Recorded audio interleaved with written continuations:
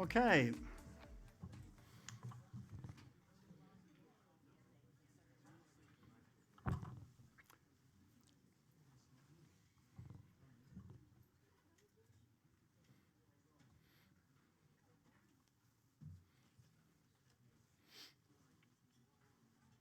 Oh, hello, Mark. How are you?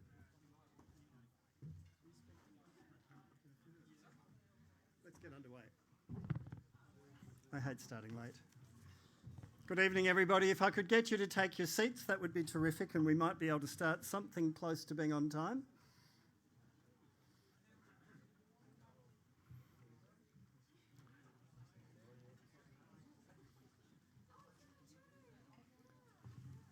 Now, believe it or not, we've had acceptances from 400 people for this event.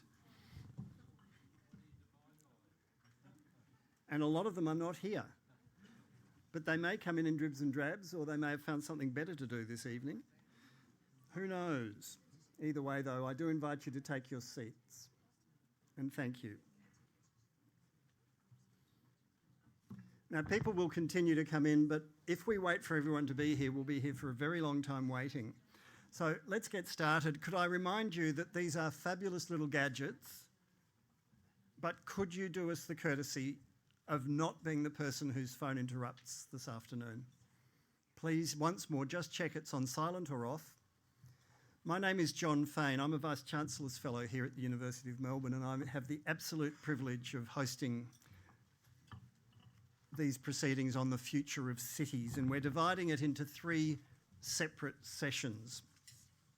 And we have experts speaking to us on each of them, and I'll introduce you to them in a moment. But we do acknowledge, of course, that we are on the unceded lands of the Wurundjeri people, and we pay our respects to First Nations elders, past, present and emerging. What's that music? I can hear choirs. How bizarre. We pay our respects to their elders past, present and emerging. And on a personal note, I'd like to express my disappointment with the outcome of the referendum process of last year, but we will see where this nation goes to in the future on those critical issues, without a resolution of which, it's my firm belief that as a country we are somewhat stuck. I'll explain some more to you about the 3 sessions. One's on planning, one's on governance, and one's on quality of life, which will bring in culture. And I'll explain more about that in a few moments. But first I want to introduce our host, Ed Hovey. Ed is, I think I'll call him a polymath. He's a man of many parts, and he will formally welcome you to the University, to Melbourne Connect. Thanks, Ed. Thank you, John. Good evening, everybody. Welcome to Melbourne Connect. It's a great pleasure to welcome you here as a polymath, but even as a normal person. What we're trying to do here at Melbourne Connect, it's an enterprise of the university to try to link the research and the capabilities and the people of the university to industry and society outside there. Because it's clear that in this country, we need to do much better at taking the ideas and transitioning them into real practical use. So part of that whole equation is to try to make this a vibrant, interesting, intellectually dynamic place where ideas are made, where ideas are communicated, where everybody sort of has a sense of this is like a TED Talk panel of experts for this particular venue of meetings. So the Future of Series is a series every 3-4 months we have a meeting like this. The first one we had on brain health. Imagine putting a little cap on in the morning and it'll tell you, oh, I'll fix your potential epileptic fit, or I'll take away your headache or something. Or I'll read your thoughts and I'll put it into the cell phone or into the computer for you.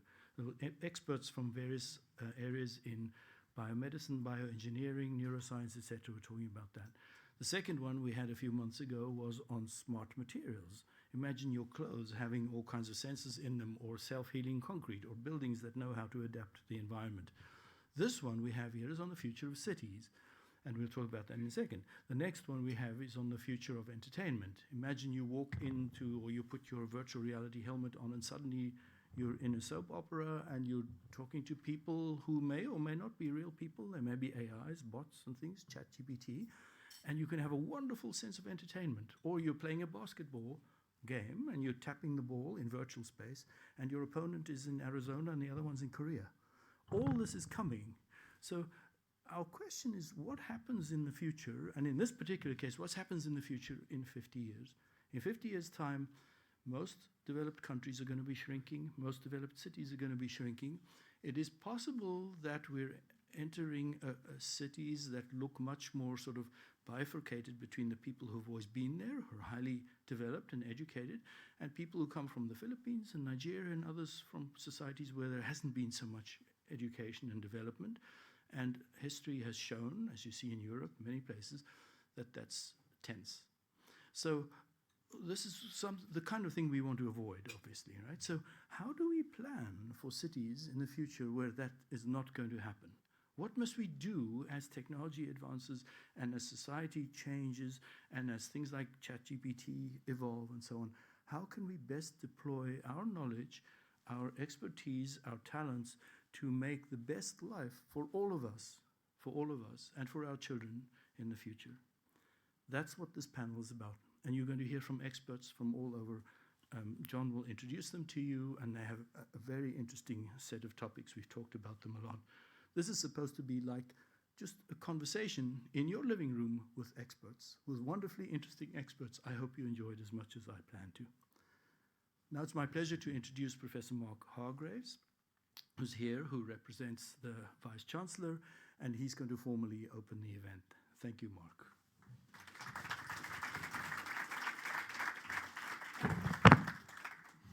Thanks very much, Ed. And like Jon, I'd like to acknowledge the Wurundjeri as the traditional owners of the lands on which we convene this evening, pay respect to elders past, present and emerging, acknowledge the contribution of Indigenous knowledge and them as the original innovators.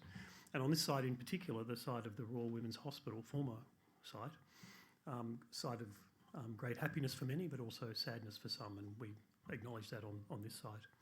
So on behalf of the Vice-Chancellor, welcome to the University of Melbourne, welcome to Melbourne Connect, which has recently celebrated 3 years, 2 years in the building. And it's, as Ed said, an initiative to bring together researchers, external partners, collaborators, to have some of the important conversations that we need to have. As a university, we seek to make a difference, we seek to have impact. We do that through our education programs and the graduates that we put out. We do it through our research. And Melbourne Connect is an important way of translating or help translating that research into practical outcomes that make a difference in the world. And that's what we seek to do here. So welcome to the university.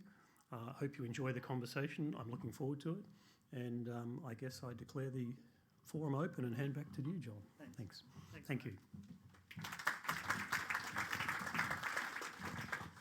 So why are we here? We're here to talk about the future of cities, and our first session is about planning, and I'd invite Rob, Dan, Kate and Kathy to come up and assume the position up on the platform here. Rob Adams is Director of Adams Urban, Dan Hill is Director of the Melbourne School of Design, Kate is from the Lend-Lease Group, Head of Sustainability, and Kathy Oak is from the University of Melbourne. She's an Enterprise Principal Fellow in Informed Cities and Melbourne City Councillor as well. So what is it about cities? There are cities that are good and there are cities that are bad. There are cities that are a joy to behold and there are cities that are utter places of misery and poverty. And what makes the difference between them? What is it that distinguishes our cities? What is it that distinguishes one Australian city from another? What is it that distinguishes a good city in Australia from a bad city in Australia, rather than comparing ourselves to countries where economies are not the same? Obviously, we're growing. We want greater density. How do we retain quality while we go for greater densification? How do we maintain livability? How do we not destroy the very thing that attracts people by attracting people? How do we prepare for what we're told is the inevitability of another pandemic? How do we deal with the rise of the new technology? Ed's already touched on AI. How is that going to influence the future of our cities? And how do we look after the next generation when the current generations can't even afford what we have, let alone what is to come? These are all critical issues, and I'm going to invite Rob Adams, and each will speak from where they are so we don't lose time getting up and down The idea is that we move at a fairly rapid rate. And I'll invite Rob to speak for 5 minutes, and each of the successive speakers have been given the incredibly generous amount of 3 minutes each. That is the pattern for all of these, and that will give you a hint at the pace at which we want the ideas to flow. I'll then ask them some questions before opening it up to the floor, and I'll invite you to make contributions by waving to me. We've got roving mics, we'll get them to you. If you get the call, and I will try and share it so nobody asks lots and lots of questions, new voices will be given priority every time. If you're given the call, I do beseech you, please, don't use it as a chance to make a speech or recite a poem or sing a song, but to ask a question. If there's a little bit of context, that's fine. But when you ask a question, it's even better if you ask the question of one person. If you ask the entire panel, you're effectively asking 4 questions. And I really don't want that because it will slow us down and you're denying 3 other people the chance to ask a question. So those are very simple rules of engagement. And without any further delay, Rob Adams, your microphone is there. I need slides as well, John, so I'm going to break Your time the rules starts right now. Always good at rules. How do we plan for livable and sound cities in 2050, especially since many of the world's largest conglomerations by then will be in Africa? We often imagine the future as a radical departure from the present, but the truth is that cities of tomorrow are already under construction. The decisions we make today about housing, infrastructure, urban design will profoundly impact the livability of our cities for decades to come. Every day we are building the future. The issues of city today include climate change mitigation, resilience, adaptation, providing good quality, affordable housing for existing and growing populations into the future, creating a city at a metro level that fosters community, connection and livability. One of the most important ways to address these issues now and into the future is to have the foresight and courage to put in place good city planning. Planning which ensures development occurs in the right places to make the most of existing infrastructure. For instance, in Africa, where informal settlements occur in marginal swampland, planning to ensure that this happens on well-located land with basic trunk infrastructure could facilitate prosperous neighbourhoods. And that's going to be the first slide. Yeah. In 1979 in Chirambahoya on the outskirts of Harare, squatters settled on a pre-subdivided and partially serviced site that the government had started to develop. Recognising the land subdivision, they soon built a prosperous community with new businesses and good houses. The planned layout allowed for the future introduction of services to all houses, and the houses cost $200 compared with the government's 5,000 smaller houses. In 1960s, John Turner described this process in his book, Housing by People, Not for People.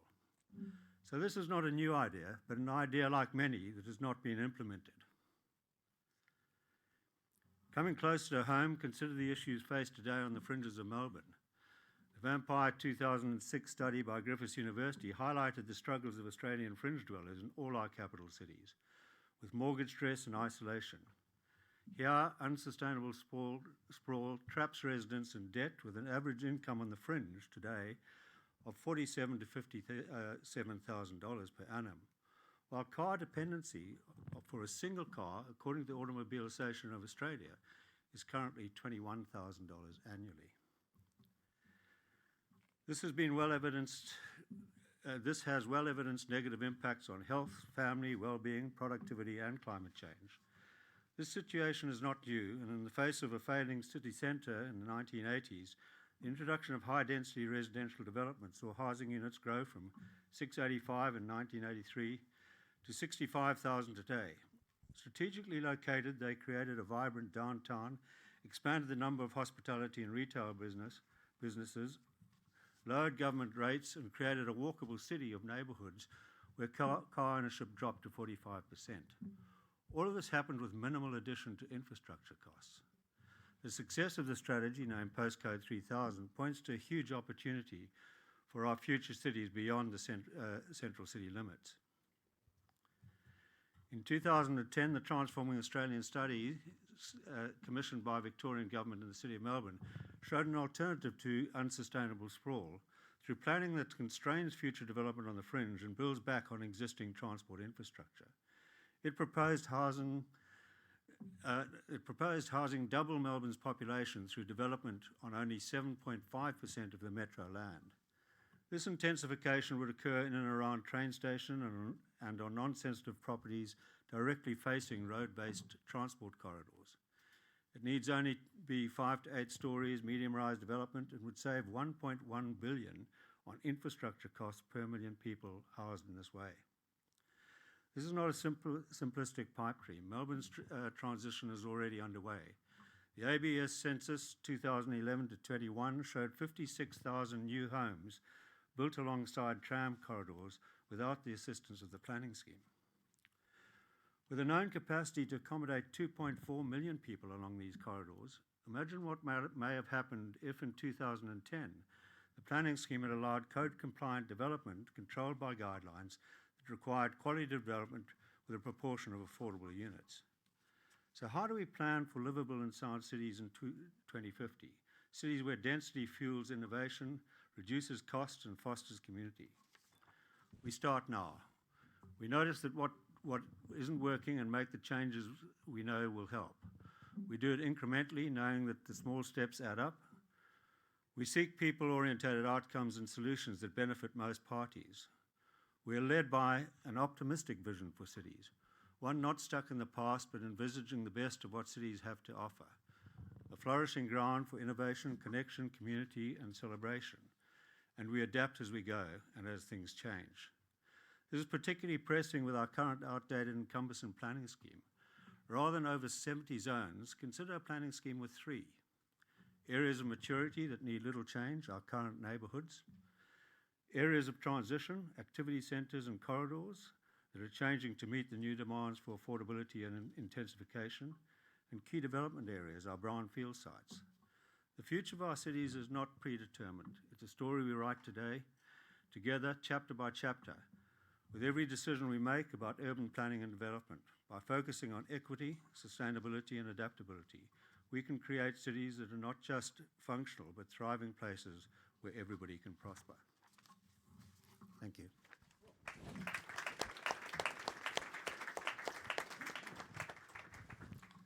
Thank you, and you throw up some real challenges there, Robin. Thank you very much.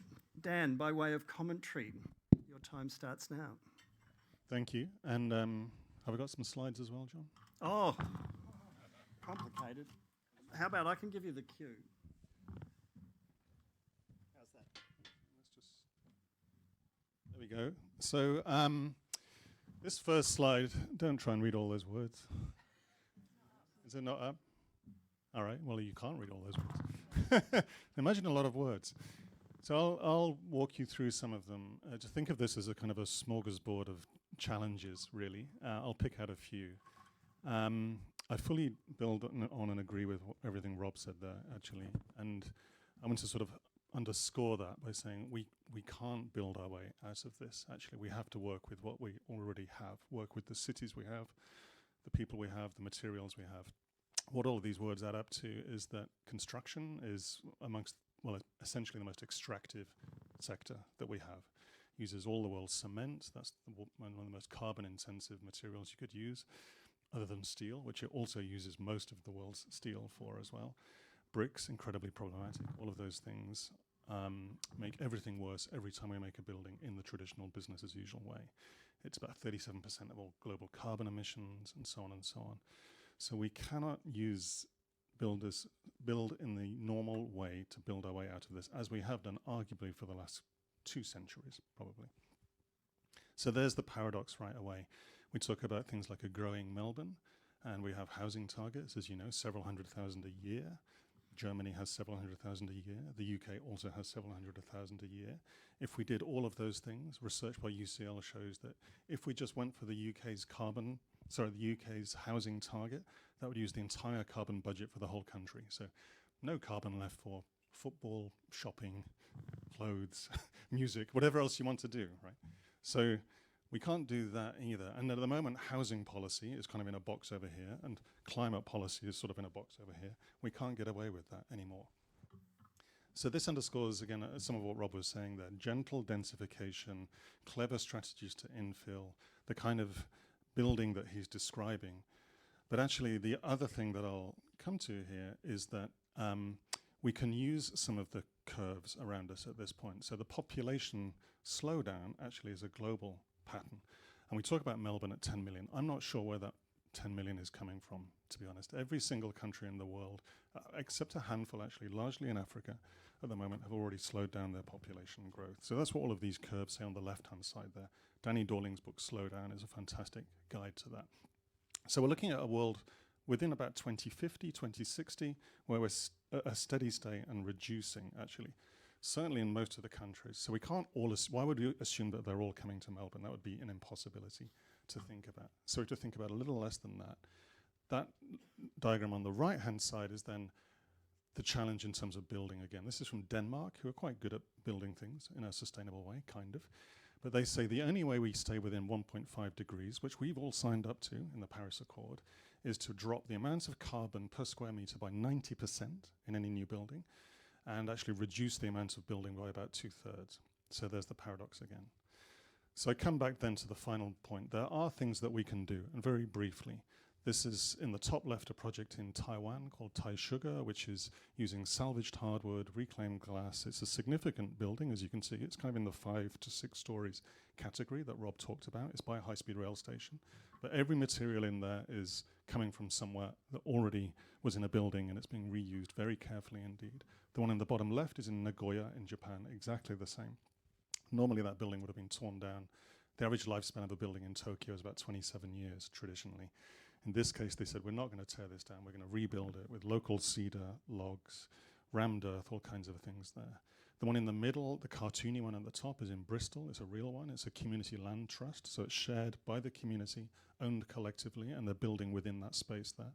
The one on the bottom is in Lewis, also in the UK, which is biomaterials, which means stone and hemp and timber and straw. All of the materials, there's a long tradition of using, thousands of years worth, actually, as there is here. And then finally, on the right-hand side, to bring it back home, these are 2 designs we've been working on for Victoria, actually regional Victoria. The top one is a self-build structure, an open system structure, exactly in the John Turner model that Rob talked about a minute ago. Communities can build houses themselves. This makes it very easy for them to build in the gaps, do infill, completely sustainable materials from the local environment. And the one on the bottom right is based on public housing in the UK by Karakusevich-Carson, which is using brick. And you'll remember a minute ago I said brick was very carbon intensive. But the stuff that's going up in London now is designed to last 300 years. It's public housing designed to last 300 years. And over that time frame, we can definitely make brick work. Right? The carbon stays there for a long time. So that works. And that's in all of these you can find out more in a report that I just wrote with Mariana Mazzucato on how do we balance this paradox of we need houses, we need neighborhoods, and yet we can't build in the business as usual way. I'll leave it at that. Wow. Thank you, Kate. No slides from me, which is quite unusual for someone from Lendlease, those of you that know us. But what Rob and Dan have done is provide the perfect setup, because you're absolutely right, Dan. We can't build the cities of the future without radical change and transformation of the built environment and built form outcomes. And I think what's important to acknowledge with all of that is, cities are a complex ecosystem. Lots of layers in terms of key stakeholders. You've got 3 tiers of government, you've got the private sector, you've got public sector in there, you've got community, and all the different voices and the different needs that are represented there. Layered upon the fact that then within the built environment itself and the cities that we're trying to create, you've got the hard form of the buildings and the hard spaces that we create for us to live, work and play in. You've got the infrastructure that goes in behind all of that, in addition to then the nature and natural systems that then blend in with that and need to support that as well to create the best sort of living outcomes. So what I think we need actually is sort of whole system approach and thinking to how we build cities of the future that harnesses all of those different stakeholder needs, all of those different variables, and looks at short-term solutions, because we're going to need some of those to meet some of the statistics we've already just heard, but informed by long-term vision. And what I wanted to share today as a sort of thought is some of the transformation that certainly the private sector have seen over the last sort of 5 to 7 years. The advent of setting carbon reduction targets across the private sector and using schemes like the Task Force for Climate-Related Financial Disclosure, where we're using climate-related scenarios to take that long-term vision and view and look at how we find that balance point between all those competing factors in this very complex ecosystem that is the creation of cities. And I think, setting targets, there's lots of those net zero targets out there at the moment. I'm sure you're all familiar with them and have seen them popping up in the media and that sort of thing. And net zero is great, but what Lend-Lease decided to do 5 years ago was to not only set a sort of short-term net zero target to be net zero for our scope 1 and 2 emissions, the carbon emissions that we have direct control over by 2025, but we then set ourselves a slightly longer-term target, which is actually probably still short-term and compared to most, of being absolute zero by 2040 for our scope 1, 2 and 3 emissions. So absolute zero. So not net zero, absolute zero, eliminating carbon from our operations as a business, and actually no offsets, no excuses. So this is what we need to do. We need to break away from business as usual and buying our way out. We need to look at how we eliminate. It's a big, lofty ambition, and we're already sort of starting to see changes across our company as well as then up and down our supply chain. And that's what's going to be needed to break the cycle of business as usual and look at how we can actually start to bring that long-term thinking and vision through to the short-term, medium-term solutions that we need for a much more viable and sustainable future for our cities. Thank you. Kathy. Really, don't need to clap. Not because she said terrible things, but just we don't need to clap every time someone speaks. Thanks. Oh, but we need the enthusiasm, John. We need to know that the audience is on board for this vision. Yes. And I'm glad to be the last speaker on the panel because I get to say, yes, all of what you've said is great. But how do we get there? And how do we get there? And actually, one thing that John said at the start of my introduction, I'm not sure if I misheard, I think you said I was a councillor at the City of Melbourne, but I'm no longer a councillor because I really hate planning, and I don't know how I'm on a planning panel right now, but the reason why I don't obviously hate it, but the frustration is that we know what we need to do. We've got the evidence, we've got the policies, we've got the inspiration, we've got these targets, we've got the ambition, but why the not swearing panel? Are we not doing it? And so I guess my point that I was going to make, in my probably less than 2 minutes now to go, is that we need these storytellers in these cities. We need actually the compelling vision to be, we need these visions to be brought to the people that make the decisions that, will build the city of the future. And Rob Adams is a perfect example of these people that I'm calling, knowledgepreneurs or boundary riders, these people that bring knowledges from all different spaces and sectors together and make people act. I've seen you for 12 years in the room. It's like this magic, and Deputy Lord Mayor Rees will agree.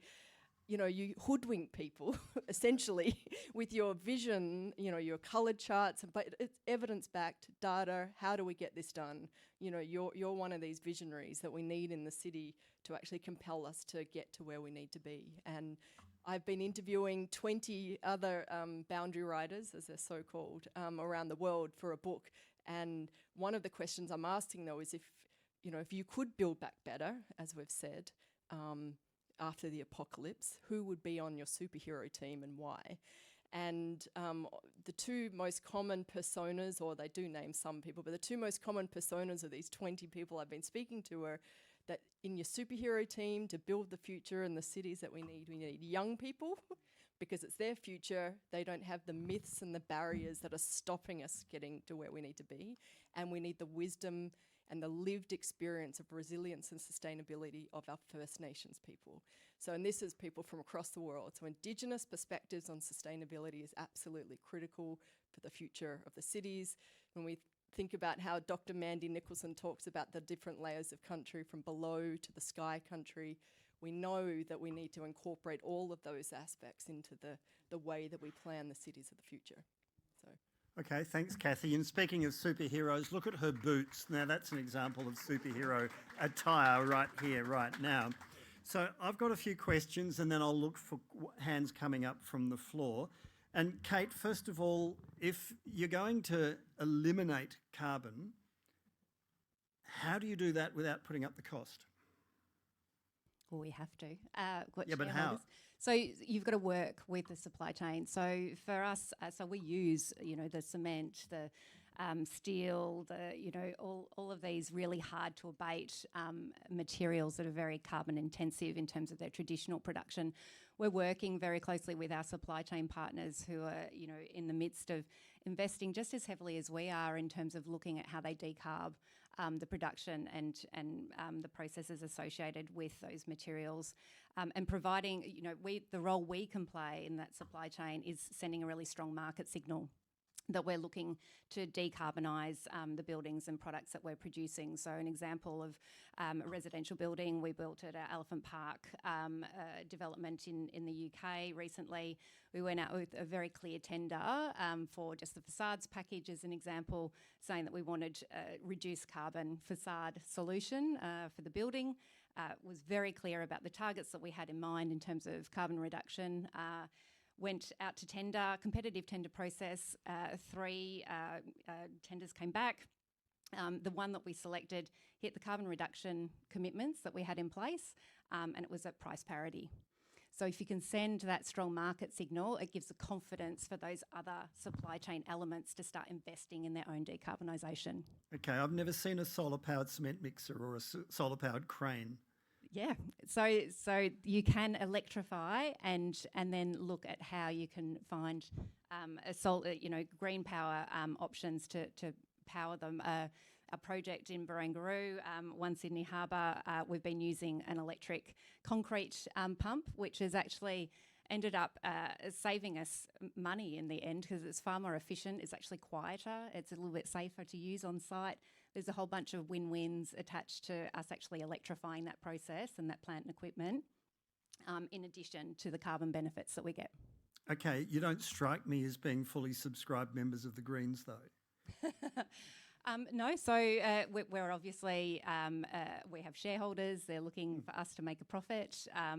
And so we have to go into this very commercially minded and looking at how we can work with, as I said, the supply chain to really sort of start sending that strong market signal. We're also encouraging and working with our peers in the market through industry associations and working groups to do the same. So again, the strength of market signal then is amplified and it gives that confidence for those other parts of the supply chain to start making that investment and start accelerating their pace of transformation. So you do this because it's good for business? It's good for business, absolutely. Okay. So likewise, Dan, with the recycling.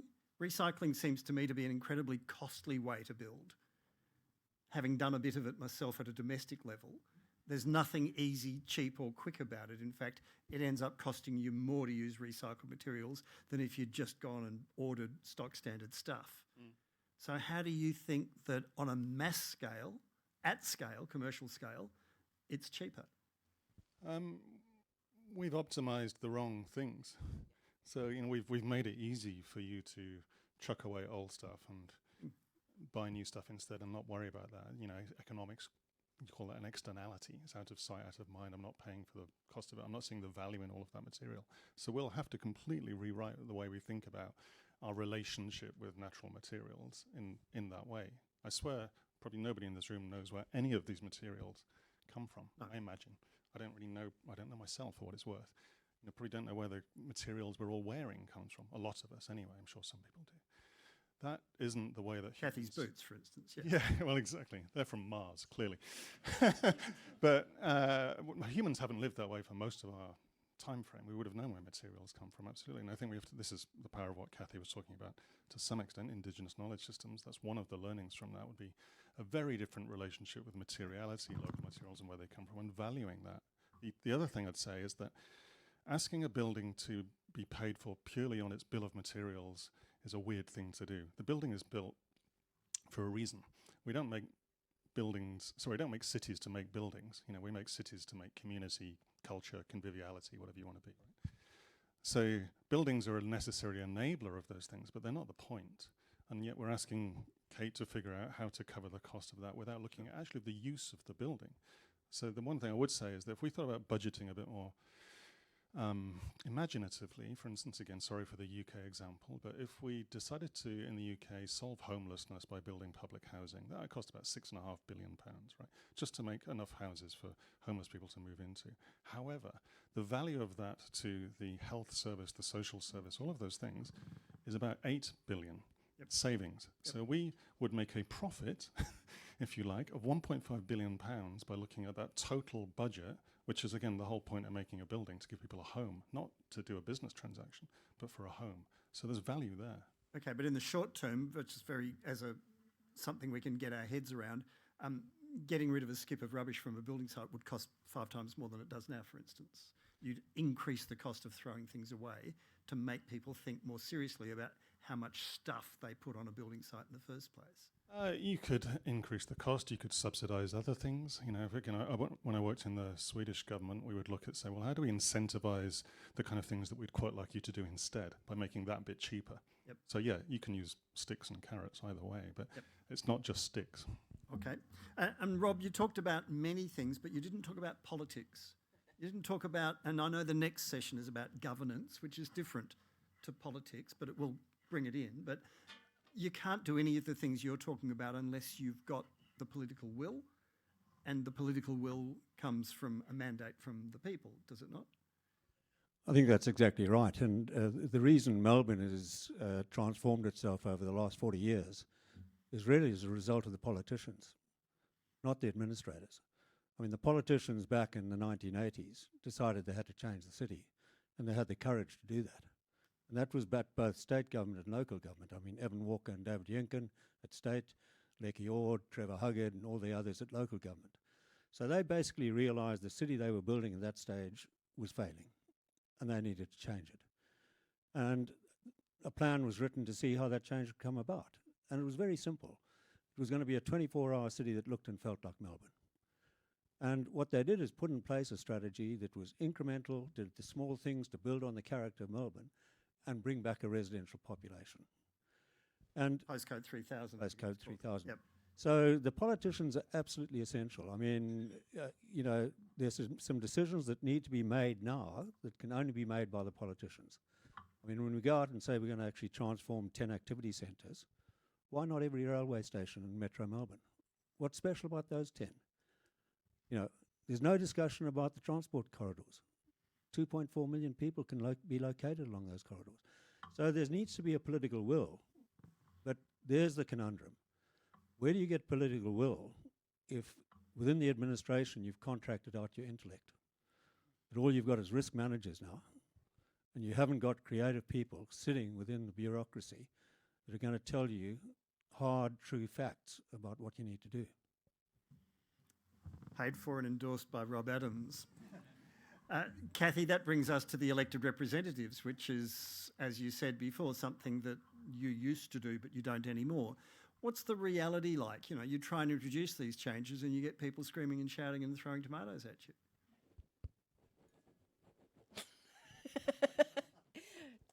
Well, the reality is it is tough, yeah.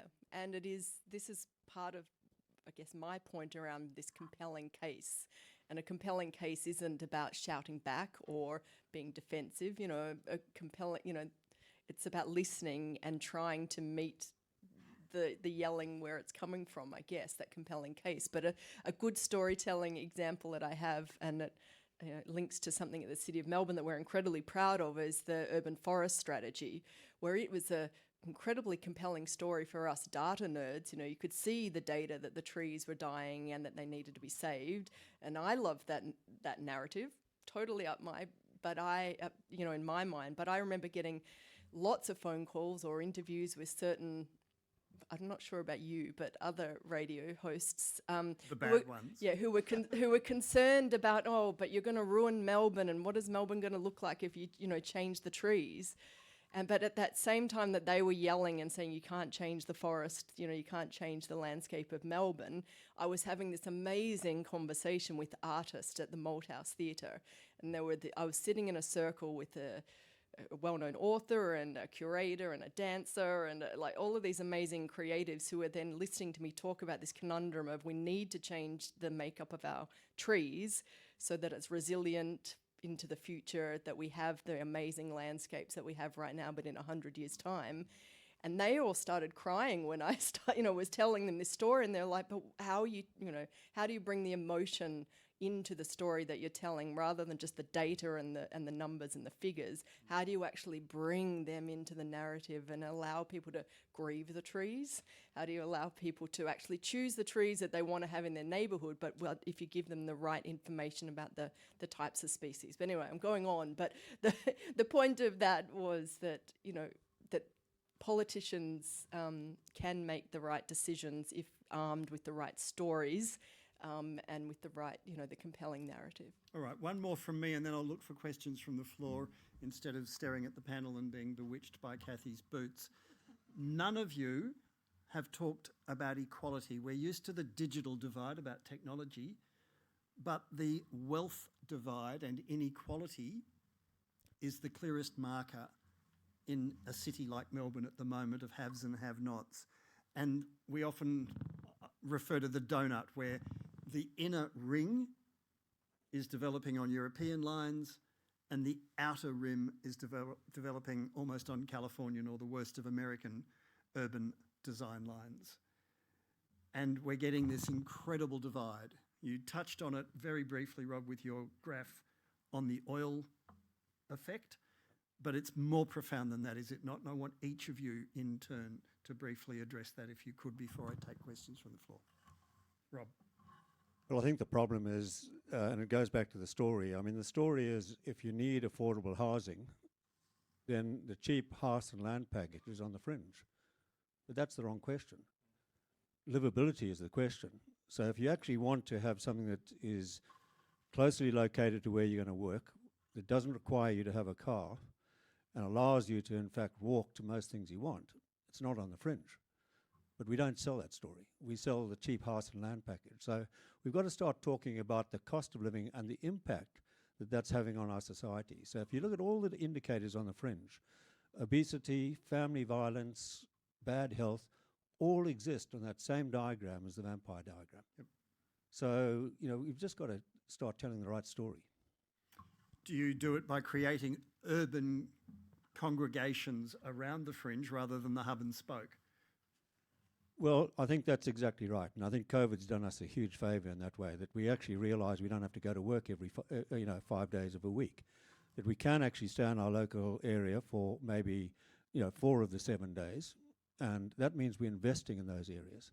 That's why every railway station needs to be a small CBD. And if we do that, we create communities, and people actually identify that with that community. And that slowly makes the city more walkable and, does away with this need for everybody, particularly on the fringe, to have 2 cars. Kate? Yeah, look, I think urban regeneration, I think, plays a big part in terms of, obviously providing a much more holistic approach for the different aspects of community within the city centres. But yeah, there's then the whole urban fringe piece. I think for me, what stands out is when we did our scenario planning for our task force for climate-related financial disclosure, looking through the climate lens of the different climate scenarios playing out, so warming of 1.5, 2 degrees, 3 degrees, 4 degrees, heads up, 4 degrees is not pretty. We used data that not only looked at the environmental impacts of that climate warming scenario, but also the social data attached to that and what it would mean for communities. The 1.5 degree piece shows that there's an anticipation that communities will actually start to come together and work much more together and be much more responsible for their own futures and start to govern on that level. Whereas when you push out to that sort of 3 degree plus warming scenario, it's sort of, it's every man for themselves. It's, lock down the borders, it's nationalism, it's, that kind of chaos. So I think it's, again, there's a real connection into how you provide that just transition and that involvement of community when you start to look through not only the climate, environmental impacts that we look at traditionally, but also bring in that sort of social lens and social data. It provides a really different insight and makes you think about then the different approach you need to take to the solutions that will work. All right, Kathy? I mean, equity is about making sure all the voices are heard and are taken into consideration, then decisions are made based on need and where it is most needed. And so often the decisions are being made on who's paying and, or, who's, the economic model is broken. We can see that in the housing sector. We know that the houses are not being built for the people who actually need the houses the most. So I guess it's, again, back to my original point about the perspectives and the stories of those that are not necessarily heard so much, but are the ones that we need to be including. Dan? I agree with everybody here, but I'll try and say something different. But it's got a complex and easy. The complex bit is whenever we make a house here, we're also, destabilizing a riverbed in Bangladesh somewhere, because that's where the cement is coming from. So equality is stretched out in ways that we just don't even think about. So yes, it happens in Melton or Sunbury, but it's also global systems at play. That's the complex bit. The easy bit, in a sense, creates jobs in Bangladesh for the people, though. well, if only it did. It really doesn't. That's the thing. It's it actually destabilizes their entire livelihood. The ecosystems wreck and they go underwater. So that's the long-term impact of that short-term decision. And that comes back to Kathy's point about economics. But the simpler thing is that, as Rob and all others here were implying, is that we cannot carry on growing in the way we have done. That was the dumbest way we could have done it. If you look at even like a city like Tokyo, the biggest mega city in the world, 39 million, is a series of small villages around subway stations, and actually not high density as the 5 to 6 story Rob's talking about, and then it fades down. Tons of little technical tweaks make that happen. None of it's hard. The tricky bit, so technically not hard, the tricky bit is that it's a huge shift in what Australians, in the broader sense, have been told the Australian dream is about. So it comes back to stories and narrative and creating different visions of the future for what Australia is. The rest of it's technical, and that's easy. I'm sure NIMBYs will get a mention in the next session. We've got one question so far. If you want to introduce yourself, that would be handy, and not an obligation, though. Thank you.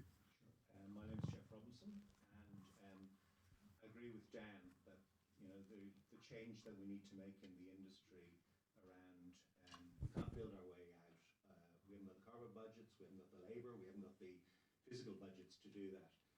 So my question to anyone on the panel who wants to take it first lucky pick. No, name someone, please. Otherwise, it's a nightmare. All right. I think Rob, actually. The question is really about social license. There is a lot of change that needs to get made, and we cannot continue to do things the way we do. But you've got to take the population with you on that, and I think you've done that over the long term. What needs to happen, in your opinion? How bad does it need to get for politicians to start to have the social license to make the changes that need to happen? It's a great question, Rob. Well, I think, Jeff, basically the reason I talk about the 7.5% city is by implication you can double the population of Melbourne by not touching 92.5% of the city. So that's quite an easy message to sell to communities. If you basically say, we're not coming to build in your backyard, no dual occupancy, none of that, no six packs, nothing. All of that 92.5% can actually, put solar panels on the roof, put a water tank out the back, plant some trees and become the new green wedge. 7.5%, all we're saying is that area at the moment doesn't have a lot of residential in it. It can be intensified into mixed-use development. It provides the amenity for the people that live in the other 92.5%, plus the people who are living in the in the 7.5%. You've got to cut it down to a narrative. I mean, Kathy's absolutely right. You've got to get the story right. When we did the urban forest strategy, the message to the people who were doing it was, don't talk about trees. Let's talk about canopy cover. Let's talk about, variety of species. Let's talk about, water in the ground. And that's what the strategy came out with. Because if you just talk about trees, you're going to go around in circles. So you've got to get the narrative right. And Dan said it. The narrative at the moment is that's not the way we do it in Australia. And the same thing happened with postcode 3000. If I was told 1,000 times that Australians didn't live in the central city, it was once. They just went on and on and on. In fact, the chair of a board of the NAB Bank said he would not lend money to housing in the city because Australians don't live in the city. Yes, gentleman over here, and then we'll come to the gentleman here. Thank you. My name's George Demetroulis. This is a question for Rob. Rob, do you think in your own lifetime or in the lifetime of these people here that you'll be confronted with the possibility of depopulation and how you're going to plan for that? Look, it's something that's actually worried me. In 1969, I travelled around Europe and read Future Shock. And that's a book that's lived with me for most of my adult generation. Alvin Toffler, yes? Yep. Yeah. And basically, you know, as Dan said, we're starting to live with depopulation. It's just not happening in places like Africa. So one of the best ways of actually getting smaller families is urbanisation. So there's the irony. If you can actually bring people into, you know, the cities, and they get, you know, opportunities and you know, gender, you know, issues come into the forefront, and you actually get greater equity there. All of those things come out of urbanisation. Interesting study in China, where China has managed to, in fact, urbanise without actually creating insecurity, and about 80% of the people that might be higher in China are property owners. But some of them still own their property in the rural areas, so they've got a buffer to go back. I think tenure is important. Tenure of some sort where people feel security.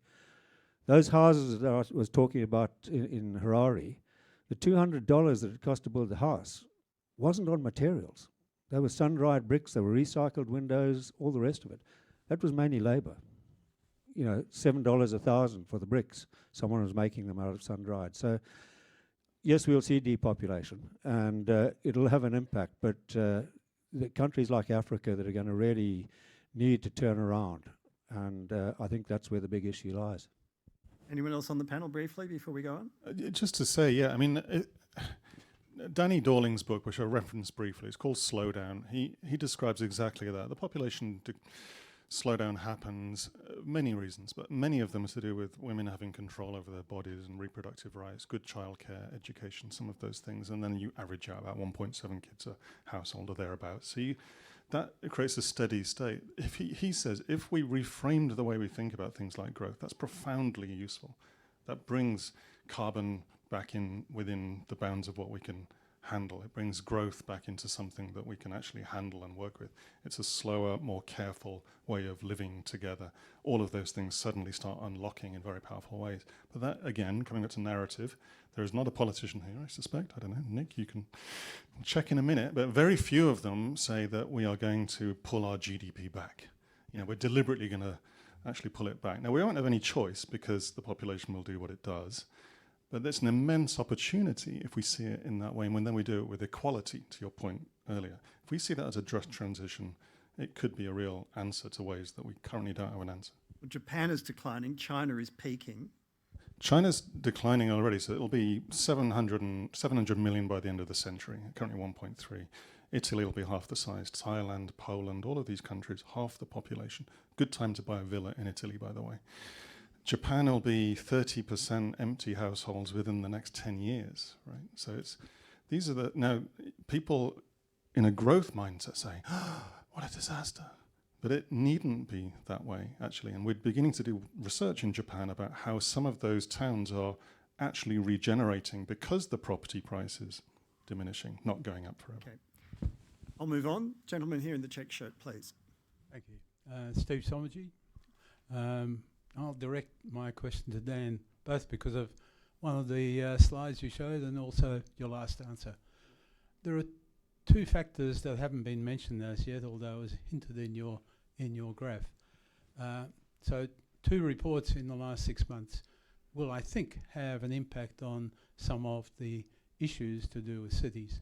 Firstly, we had the intergenerational report back in November, which showed that with falling fertility rates, steady as you go, death rates, depending on your mix of net overseas migration, which no Australian government can afford to be without because that's the only way our GDP grows, population will move from 27 million at the moment to 40 to 45 million by 2060.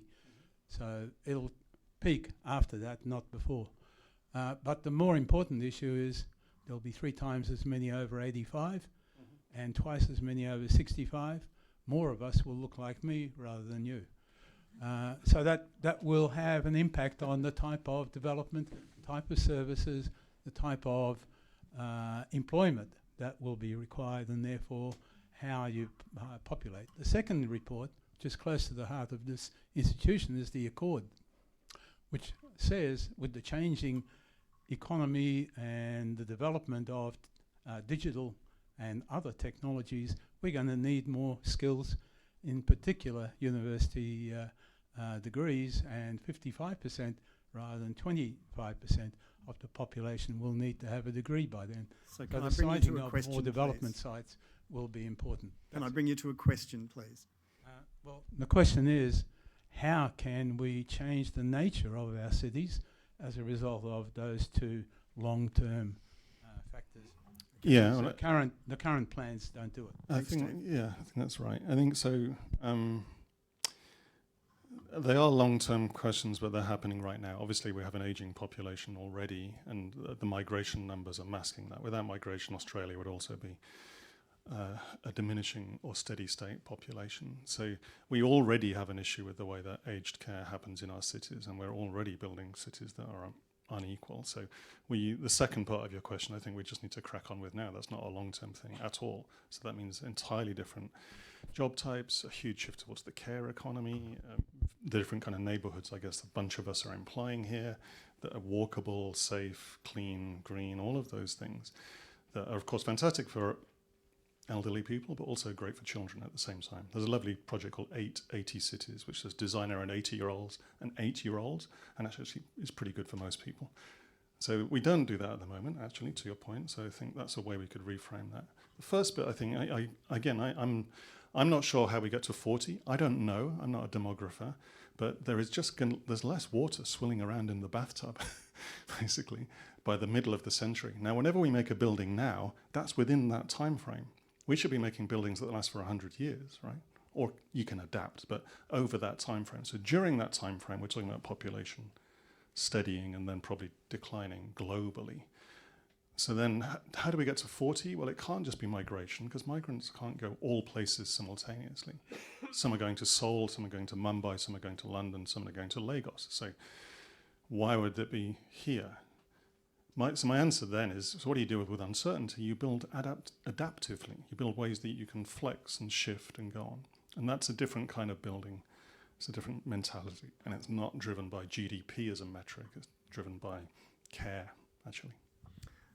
It's almost 6 o'clock. It's about a minute to go, and that's when we're having a brief break for 10 minutes. And it's a brave man who stops people getting a cup of tea, and I'm not that brave. We come back to talk about governance and quality of life. And we've had questions so far, all from blokes, and I've got 3 more people with their hands up, also all blokes. And the university doesn't like that. I don't like it, and I suspect you don't like it either. But I can't make people ask a question. I can only encourage you to put up your hand and point out the inequality of the genders in the questions so far. Something to think about over the break and when we come back, but I want to give each of our panellists 1 minute to make a concluding remark in the reverse order. So starting with you, Kathy. Thank you. I thought I'd end on 2 examples of 2 women who I think are doing amazing work in cities around the world. We started talking about Africa and African cities, and if you haven't heard of Claude Borner from Seme City in Benin in Africa, you should. She's an amazing innovator, bringing in a whole range of different knowledge sets to work with young, innovative or innovators in her community in this Seme city. It's a really innovative education model. And also the Mayor of Paris, if you want to see a city leader who is actually changing, transforming the cities that we're talking about, look at what she's doing in Paris. Kate? The importance of targets and actually scratching below the surface of a lot of the targets that are out there, and actually looking to drive transformational change through targets that are actually going to create that catalyst for change. So looking at how you've got scope 3 involved in targets, because that's what's going to trigger you to work up and down your supply chain and create the change that we talked about before. Dan? I think I'll follow Kathy's lead by mentioning someone. So Bogota, actually, a really interesting reference. Claudia Lopez was the mayor there. To the question I just had, they built this project called Bogota Care Blocks, where every neighborhood has a care center. They then pay largely women who are doing unpaid domestic labor at home so that they can actually then go to the care block and they can do whatever they want to do there. They can learn to code, they can learn to ride a bike, whatever. It's built next to a public transport station, and it's linked to the second thing, a 500-strong electric bus fleet called La Rolita, which has 50% female drivers, which they then had to go and find and train up because all the blokes were doing all the driving, and that was unsafe and inequitable. And so I think it's just, Bogota doesn't come up in the usual list of the Barcelonas and the Melbournes, but fantastically interesting work there. Rob? I like to always look to the optimistic, and on page 17 of Saturday Age last week, there was an article about how the state government is going to limit the use of farmland within 100 kilometres of the centre of Melbourne. If that seriously happens, we're on the way to change. That means we have to come back in. Okay, we've had a lot of provocation, a lot of thought, a lot of the contest of ideas in that first of our 3 sessions. Cup of tea awaits, 10 minutes, and then I'll bring you all back for a session on governance and then another one on quality of life. Could you thank our panel of Rob, Kathy, Kate and Dan? And tea is served. Thank you. It's fading fast, the time is ending, it's such a rush, and so I'm breaking, the day is gone, something is changing for both of us. This is not enough, enough, escaping.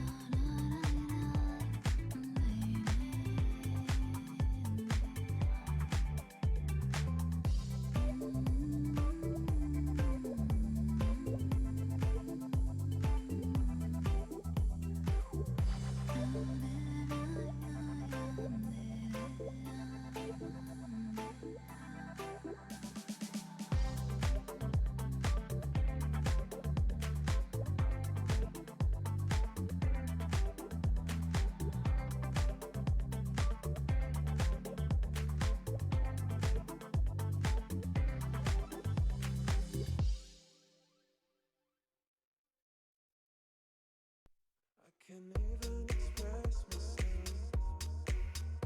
It's been a while, I haven't seen you smile. Can't even express myself. I miss how you call on my name. Streets in the morning, the sun is shining bright, and I'm watching your tattoos. 6 in the morning, dancing in the streets while I'm watching you. You're my favorite day, you're my favorite day,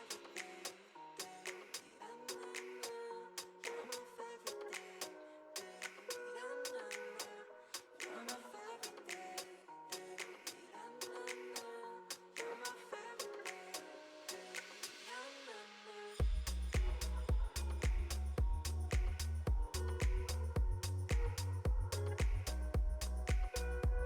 my favorite day, you're my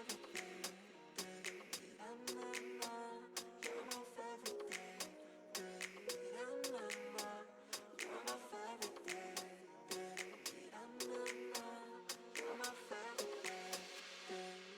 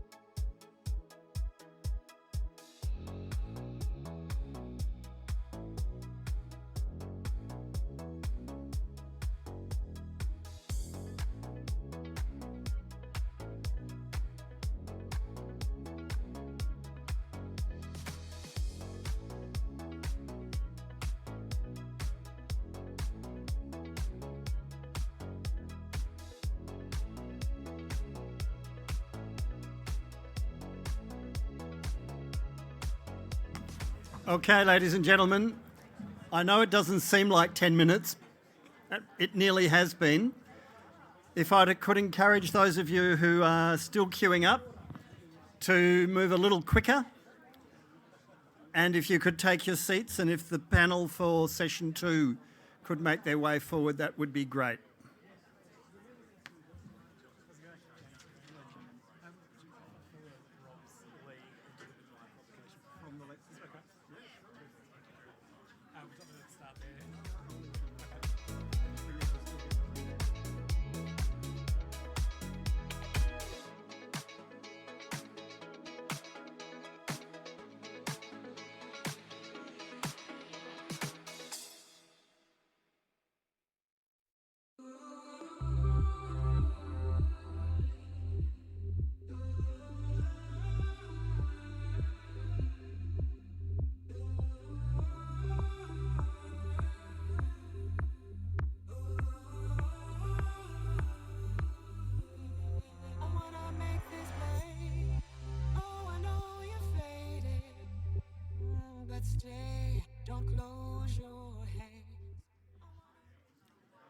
Thank you, ladies and gentlemen.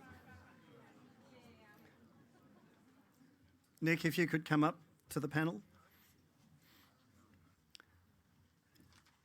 And there will be a little bit of movement because there are still people who have been desperate to get their hands on one of those delicious cakes and they haven't had the chance just yet. And they are absolutely entitled to put on weight just as much as the rest of us. No, that's fine. If you could make your way through as best as you can. Now, our next panel is just about ready to go, and we're talking about governance, not government. James Green is the acting Deputy CEO of ANZSOG, the Australian New Zealand School of Government. Professor Michael Breer is Director of the Melbourne Energy Institute at the university. Nick Rees is the Deputy Lord Mayor of Melbourne and also has a position here at the university. And Eka Treiberg is from the Melbourne Centre for Cities, where she's a research fellow. We're going to talk about governance. And local government, in my humble view, has been the most neglected, underrated and patronised and condescended level of our three tiers of government. And quite wrongly too, because it's the one that's closest to the people. Some of it is its own cause, it caused its own misfortune. Some of it brings upon itself because there's no consistently good standard of local government, dare I suggest. And of course, we'd never be talking about anybody who's in the room. But some local government lends itself to the sort of parody we've seen on television shows like Sea Change, where, you know, someone who's a big figure in the community pretty much runs the council, runs the town and hands out rewards to their mates. Corruption, well, you know, how corrupt are we in Victoria? Well, from time to time we get a little peek behind the scenes, and we've seen it with the Ombudsman and IBAC in their investigations in recent years. But that's not what we're here to talk about, but it's in that context. The future, though, is going to be even harder. The challenges are greater, the stakes are even higher. What creates good governance and what brings about bad governance? How do we distinguish between the two? How do we build capacity at local government level when the thresholds sometimes are so low? What do we do, though, about the rising threat of disinformation and misinformation? And of course, for those of you new to this, they are very different creatures. And what's the effect of AI going to be, for instance, on local government? So we've got 4 people here who can take us through and, again, provoke some discussion. And I invite James to start off with his time, and he wants the lectern. Your time starts now.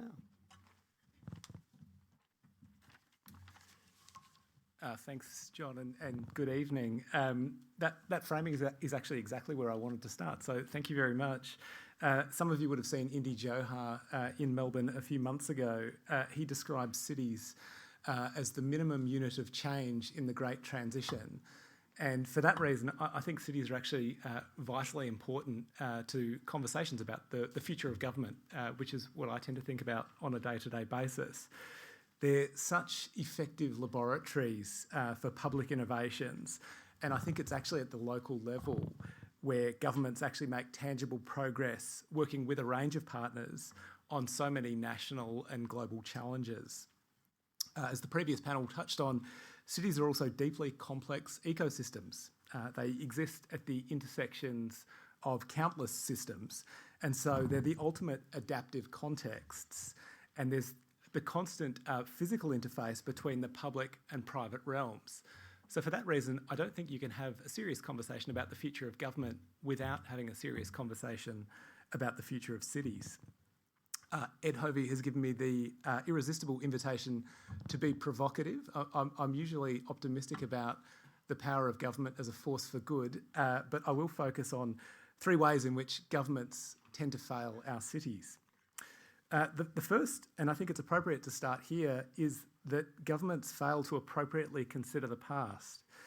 This country's own experience with its First Nations people from European settlement onwards is a shameful example of this, which is sadly familiar to a number of countries. What compounds the loss over time is the systematic exclusion by successive generations of people and governments of Indigenous people and knowledges to these places. The cost is incalculable, but it's borne by the entire community.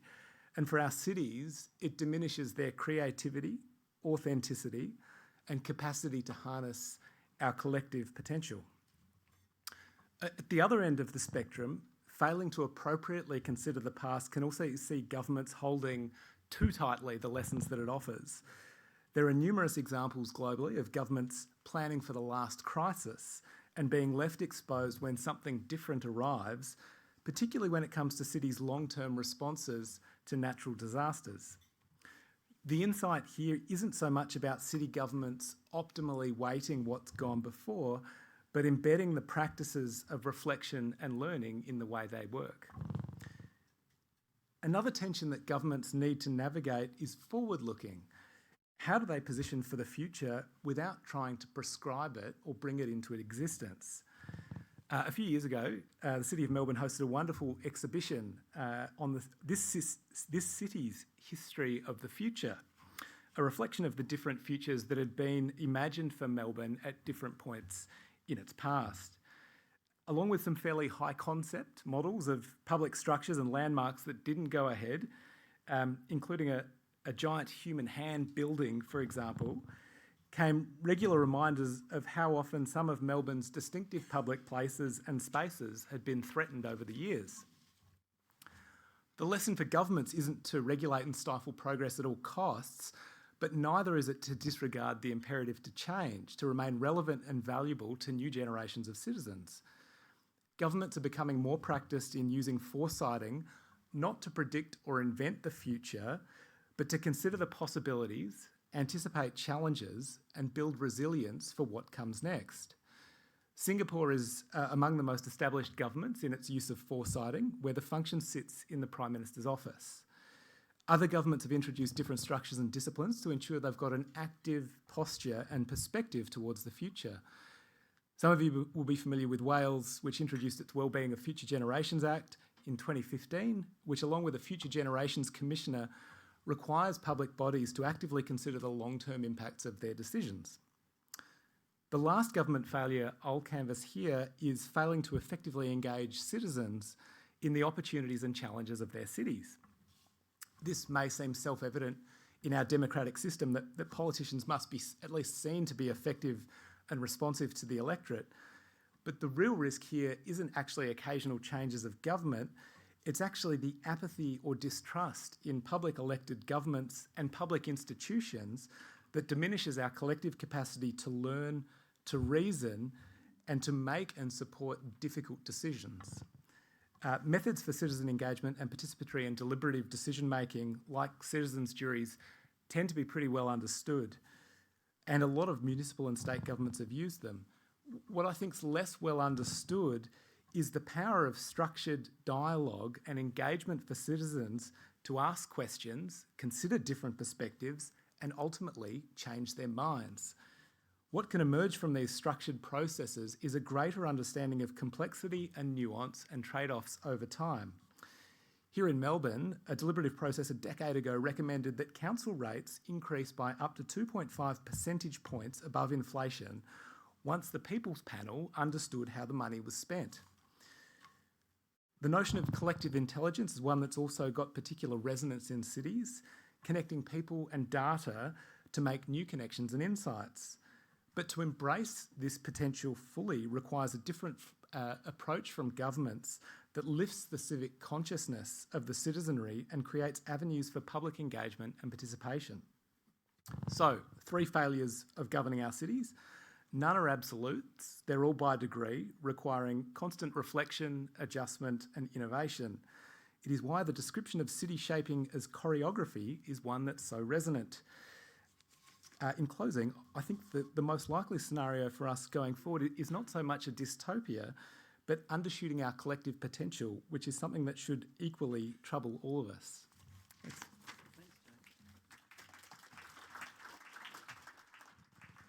Anyone else got overheads? No. Michael, go right ahead. You're on. I thought you were on.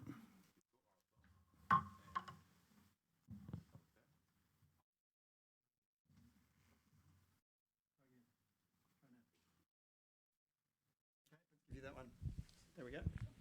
Maybe I'm on now. There we go. I'll keep my comments tonight mainly to energy and decarbonisation because that's what I'm most comfortable on. I might get dragged elsewhere by John and yourselves and my fellow panel members. Dragged? When I talked to a bunch of people, including earlier this week, some very large developers of very large energy assets, they said, we're not very good at this. By we, they don't mean themselves. They're very good at building big projects and supplying energy to people. But we, they mean pretty well everybody. So it's not just the government, it's the collective, it's industry, it's the broader community and everybody. And by this, they mean these very complex projects that are complex technically, financially, environmentally, socially. So I'm certainly no social or political scientist, but I think they are right. We are not very good at this. And a little thought experiment, building very much perhaps on the previous discussion earlier this evening. So we've got a beautiful city, we've got medium density houses, apartments 6 stories high along our tram lines, EVs, trams, all powered by renewables, everybody else in their quarter acre and fifth of an acre blocks, unaffected, or whatever it is. That's great. But on that farmland that Rob mentioned, on our peri-urban areas, which is commonly the most fertile lands around cities around the world, we build wind farms, solar farms, big batteries, and then some really pointed-headed people do really good quality modelling. I'll get back to who decides it's good quality modelling in a minute. It also says we need some gas turbines and we need carbon capture and storage, and we need to reforest some of that agricultural land as well. And so my questions, I don't have answers to how we govern this thing properly by any means, but who decides and assesses what goes where for all the affected communities? So this local community might be a native title council.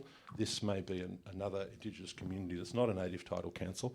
They would like a wind farm on their lands and for all sorts of benefits they can extract.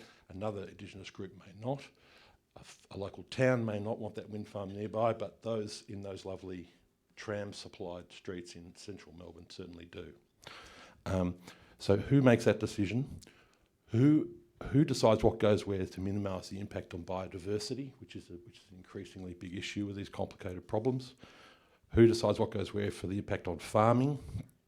And then for people like me, the engineers, who does the very high quality technical and economic modelling in the first place? And more importantly, who decides whether it's high quality or not? Because I suspect Peter Dutton and Adam Bant would have different opinions on what high quality modelling looks like. And on everything else. On energy system planning. And then finally, who decides on the trade-offs between these people?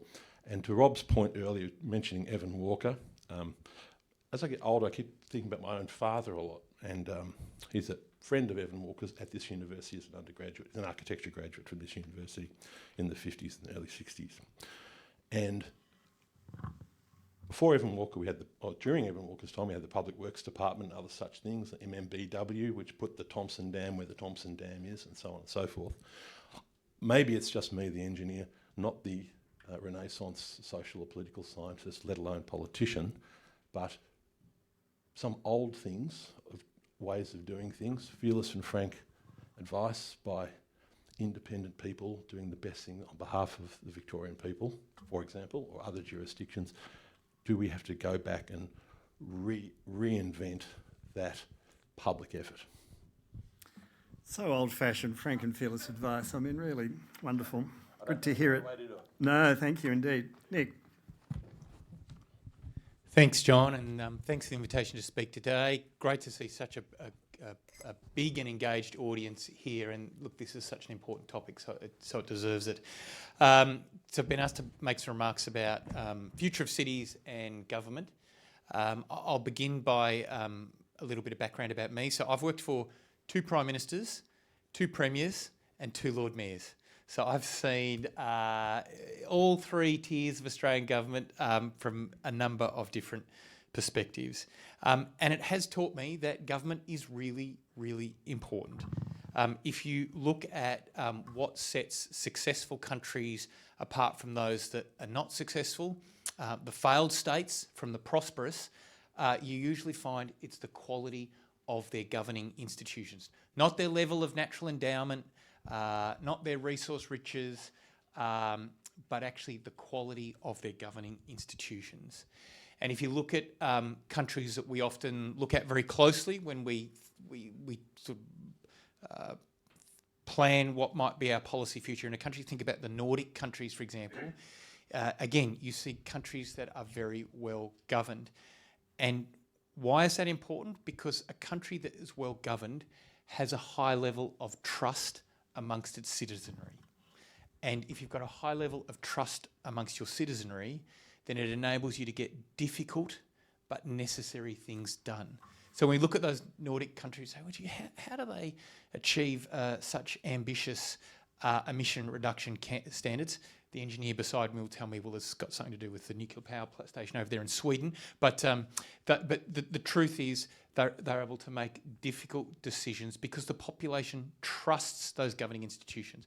How do they get such? How have they achieved such a transformation of the transport system? How have they achieved gentle densification of their cities?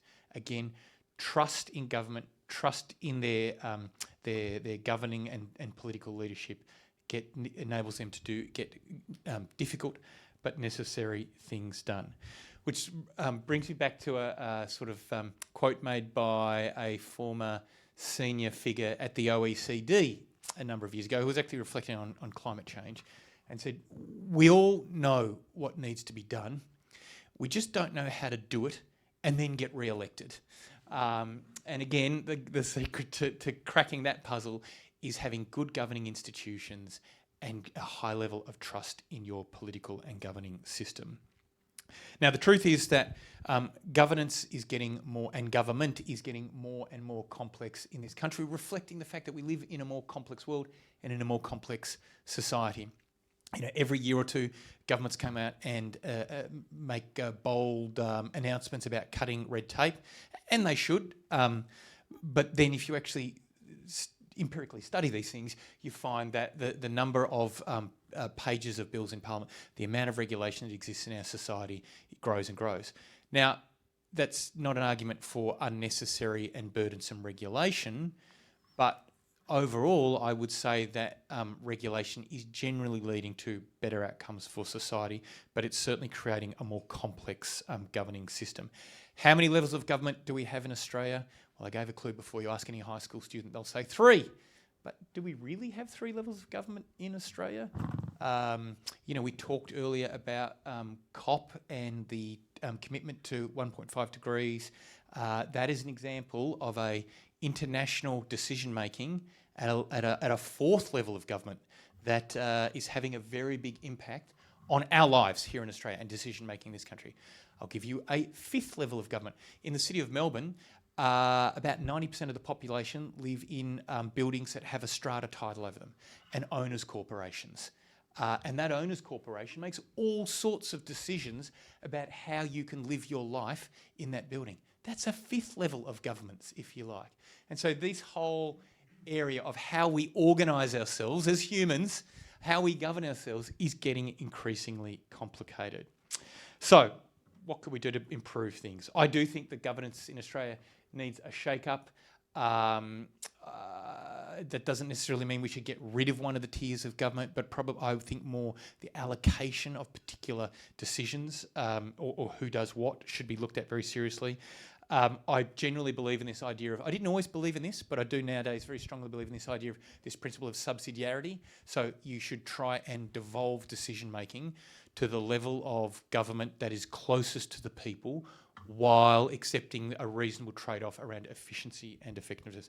I'll just finally finish, John, by mentioning the importance of innovation in governing. And so I'm very interested in things like citizen panels. In the City of Melbourne, we set up things called neighbourhood portals, which are an online platform, if you like, for connecting people and communities, helping them make decisions as well. Okay, I'm sure you'll get a chance when we get to questions. Ika, go ahead. Thank you. I'm going to respond to this dystopian provocation from my area of research, which is disinformation in cities, which definitely builds on your points around trust and the importance of trust in governance.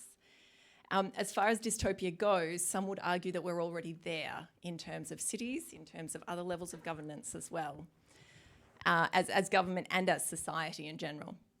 And we're seeing it play out. I actually don't personally ascribe to that view. I'm entirely optimistic about the ways that cities can and are beginning to respond to disinformation in collective and agile and innovative ways. And I'm really happy to chat through those later. But to focus on the challenges and the dystopian view now, I'll go through a few things. So for anyone who's not aware, the World Economic Forum listed disinformation and misinformation as the top global threat this year. Top global threat, higher than everything else, than armed conflict, than climate, all of that. Polarisation and a lack of economic opportunity for some came close behind, and they're mutually reinforcing. Social and institutional trust are low, and democracy is under threat, as reports from every single big think tank tells us. And disinformation is a societal issue. It's also a governance issue. We have foreign interference in elections. We have local interference in elections. We have the prominent disinformation campaign that we all experience from the No campaign for the Voice to the Voice referendum. We had the insurrection at the US Capitol, which we all watched unfold. In the city realm, in this global election year, there is a possibility and indeed a probability that groups associated with high levels of disinformation and conspiracism will have members run for elected office in significant numbers. City governments may well be increasingly involved in creating and spreading disinformation. And disinformation is impacting those in governance. We have deepfake content and campaigns targeting prominent leaders and community members to humiliate and discredit. We've seen these translate to physical violence in cities and towns like in Vinto in Bolivia, where a mayor was covered in paint and had her hair forcibly cut by a mob following a disinformation campaign. We have city decision-making increasingly targeted by disinformation campaigns against 15-minute cities or 20-minute cities, if you're Victorian. Low emission zones, smart cities transitions, drag story times against migrants, the list goes on. These have included death threats, storming of chambers, public protests, and the invisible tolls on individuals, on city governments, and on communities. And we have the conditions that allow disinformation to proliferate and fester and flourish. We have those rising inequalities that we've noted in the previous panel. We have increased political and social fragmentation and polarisation. And again, we get back to the interconnectedness of these issues. We're already there. So this is the space that cities are currently occupying. And this is a key moment of technological and societal transition where city governments are making choices now about the future that we're going to live in. They will build the metaphorical, will they build the metaphorical higher walls between themselves and the populace and between different groups, and in so doing, further drive distrust? Will they exacerbate inequality through planning decisions and service provision? Will they actively lean into the polarised politics and use disinformation, or in some cases continue to use disinformation for cheap wins to the detriment of society? And will we accept that if they do it? So the ways that city governments choose to interact with and respond to disinformation is going to have a huge impact on what the future of cities looks like. And it's hardly surprising, is it, Eka, when you've got Nick Rees, the Deputy Lord Mayor of Melbourne, saying that there is a fourth and a fifth tier of government and global forces are making decisions for us. That plays right into the hands of the neurotic, paranoid sovereign citizen movement that shut down local government debate in several locations in this city. Yes. Are you throwing It's a to me? cue or for you Nick to there, expand who's on saying that. Yes, very emphatically. So how do we conduct the conversation that everyone has said we need to have to tell the story, as Kathy was saying before, or Rob was saying in the last session, and James and everyone is saying here? How do you explain that this is normal, even good governance practice, when it plays into the hands of ignorant fools?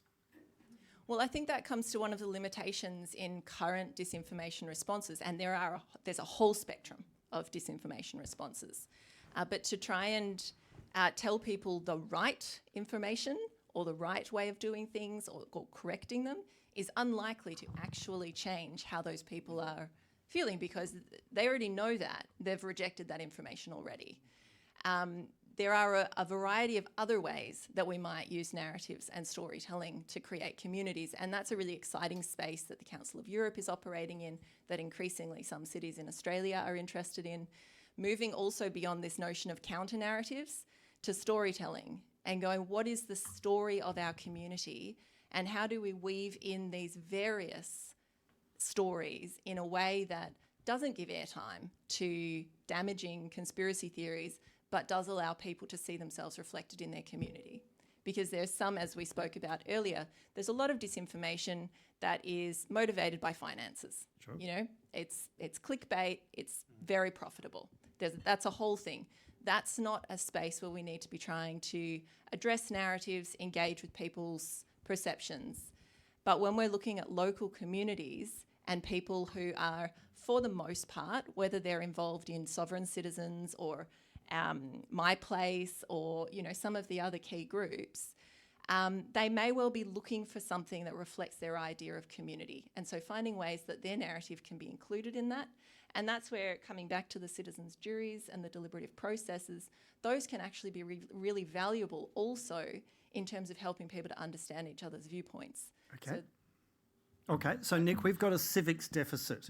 We undoubtedly have a civics deficit after the referendum process taught us that, by and large, huge proportions of the Australian population do not understand the most basic and fundamental elements of how our system of government works. What are our elected officials at every level? You've worked at all three of them. What are they doing to counter that? And saying, oh, it's up to schools doesn't work. It just doesn't. That's what's got us to where we are. Wow, that's a really big question, John. And that's why I'm asking you, because you're really good at the big questions. So I'm hearing the question is, how do we improve the civic engagement of our population and their civic knowledge? So, I mean, I think you have to start with schools in answering that question. But before we just down that sort of well-worn wormhole. They've just dropped Australian history from the curriculum. I know. I'd spare about that. I really, really do. Look, and you mentioned, I think, a really interesting thing about the fact that our whole news and information system is driven by essentially a capitalist model. And so, newspaper editors put things on the front page that are going to attract people's attention. And things that attract people's attention are things that bleed, blow up, and scare us. And so when you spend years being bombarded with these types of messages, it does create, I think, distorted views of the world. So how do you overcome that? I mean, look, I think that ensuring that our community remains engaged on important debates, continuing to make civic engagement something which people understand as their duty. The ancient Greeks used to say, where they had direct democracy, they'd say, look, we don't say of someone who has no interest in our democracy that they have no interest in politics. We say they have no interest being here. Like, there was a real sense of duty that was expected of citizens in Athens to participate in their system. And so I think building a political culture in which there is an expectation of the citizenry to be engaged is a very important point. All right, Michael, you said we're not good at this, but you didn't really say why. I don't really know the answers to why, but I'm not convinced it's about just the rise of social media and the internet and those things creating huge pressures on our elected officials and fragmenting and so on and so forth. I'm sure that has a significant role to play in our current state of affairs. But going back to what I was mentioning before, I think we disestablished a lot of entities basically before the internet had come along and really done its thing. So the internet, I think I was one of the first people to send an email and a photograph around the world in the mid-90s as an undergraduate at this university. Well, the Public Works Department disappeared at about the same time. So I think there are many things going contemporaneously forcing these problems, but what gets into the ear of a minister and a minister's advisor every morning, whether or not that results in a government changing a decision as a result or not, it's got a lot to do with the structure of government, and I would argue our loss of established practices for making good decisions inside government, whether or not the internet's around and whether or not it really does drive that kind of disinformation in the first place. Okay, I'm going to look for hands and I'll prioritise women who want to ask a question for this second session.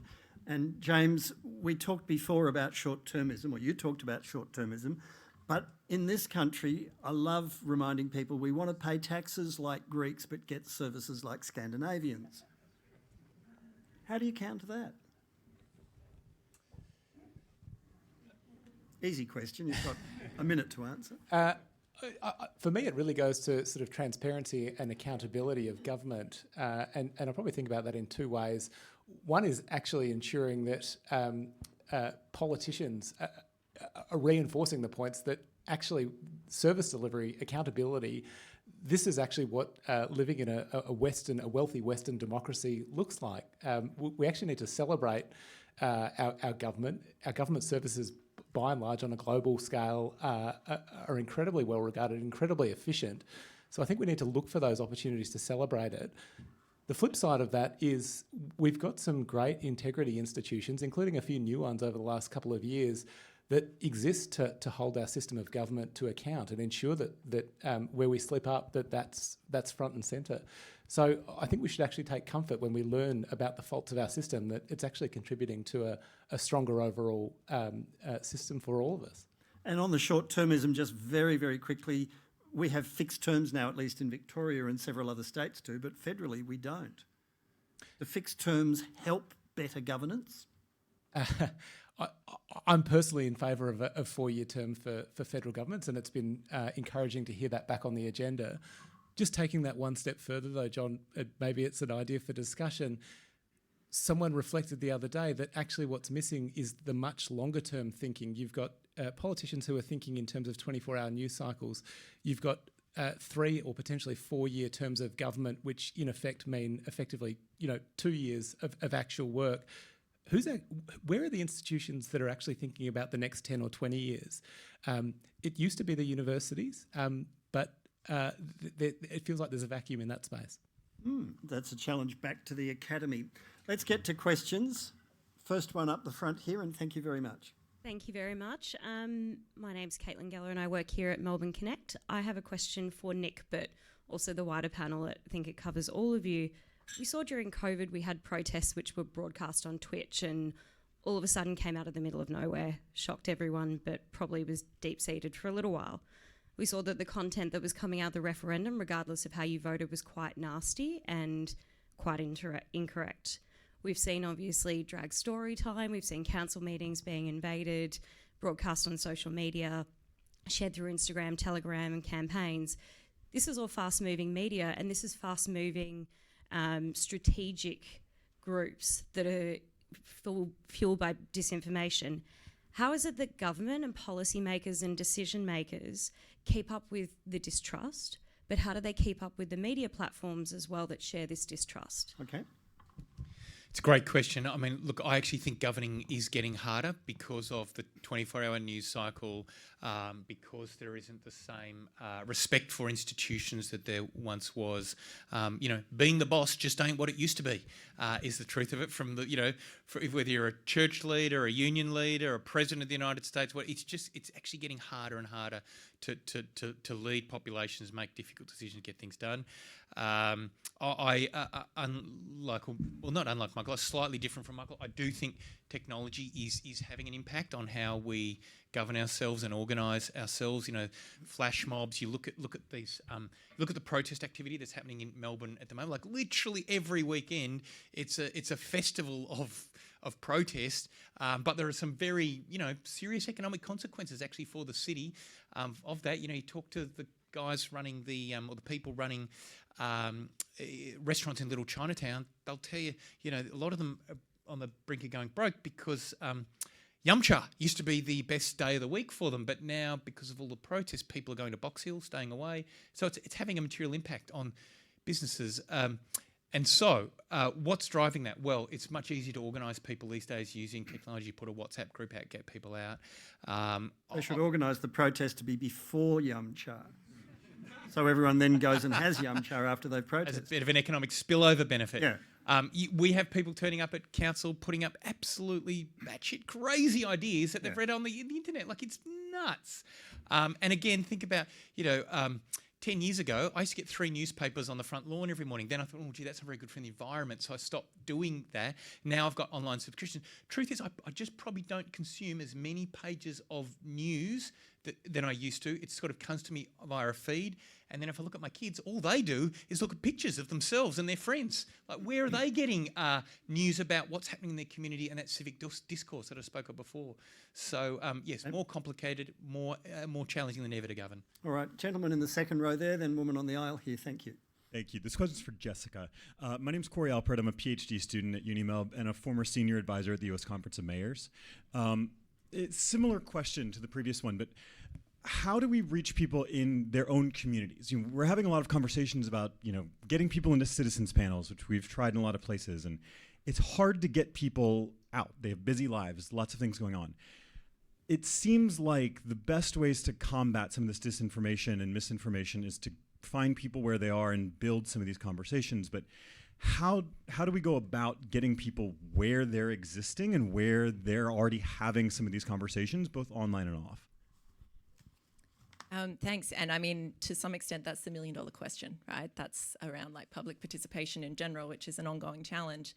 Though the US Conference of Mayors has done some fabulous work and released a report about the impact on elected representatives of disinformation, and which was quite shocking, actually.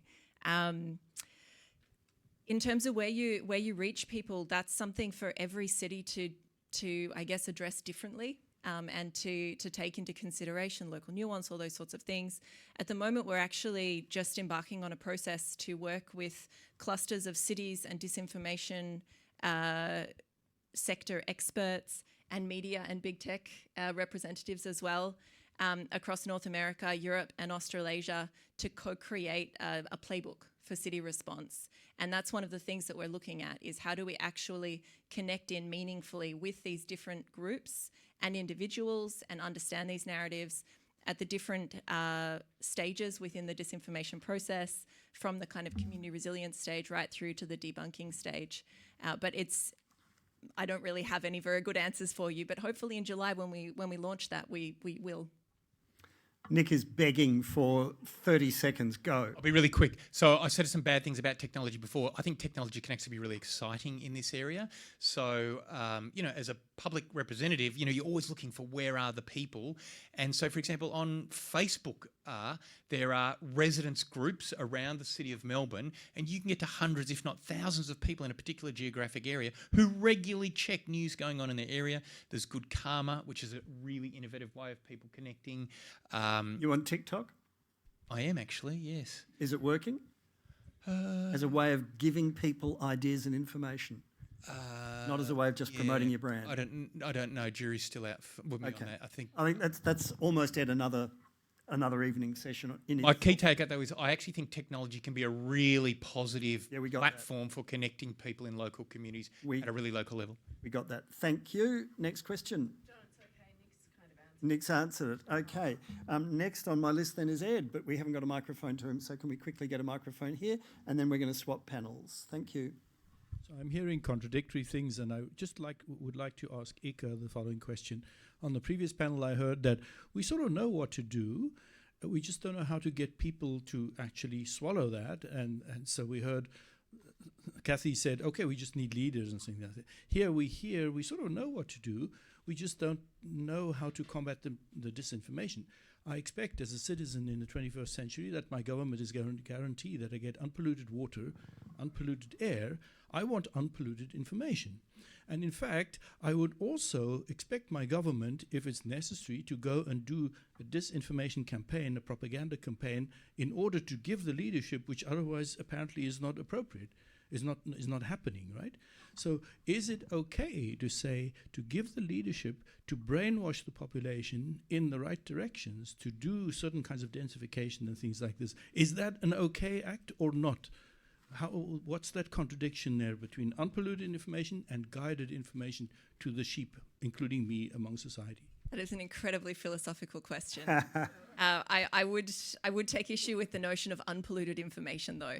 And I think that's one of the real challenges that we have in terms of any kind of governance response, is that this notion of one singular truth and who is allowed to convey that truth. I mean, even we have reputable media sources, right? Most of us might go to, say, The Guardian or the New York Times or the BBC and go, yep, we know that they're going to be, well researched, fact-checked, all of that. And yet, in terms of representations of cultural minorities, all of those publications or all of those media services have been implicated in not providing unbiased coverage. So our understanding of what's unpolluted information, I think we need to really interrogate before we can even start to answer that very challenging question. I'm heartbroken you didn't mention ABC Radio. Could you thank James, Michael, Nick and Ika? Thank you. And could Alison, Mark, Nio and Jill make their way up and swap over as we approach the third and final panel, which is about quality of life and building a society.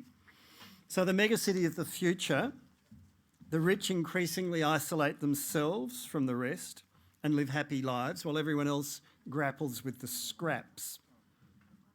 How can that be a good city? How can that be the vision that we have for the future? And equality not just between people within a city, but between countries and continents as the world becomes increasingly unequal. And we're seeing the massive, unprecedented, in the history of civilization, we've never seen flows of population of the scale that we're seeing right now, where hundreds of thousands of people are choosing to relocate legally or illegally, they don't care. And they're taking matters into their own hands, and it's having enormous consequences. By way of a little editorial, my firm view is that Brexit was entirely about the fear of immigration in the UK. But there you go, I got that in, cheap shot. City growth needn't be a bad thing, but in many ways it's being weaponised and turned into one.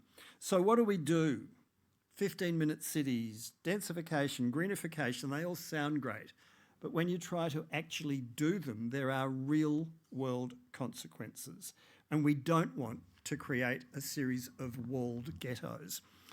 Professor Alison Young is Professor of Criminology in the School of Social and Political Sciences here at the university. Mark Stevenson is Professor of Urban Transport and Public Health. Nio Chalmers is the Claire Hopkins Clark Associate Partner at that esteemed firm. And Jill Garner is Victoria's Government Architect. And Alison, you get to do the 5 minutes. Do you want the lectern? Yes.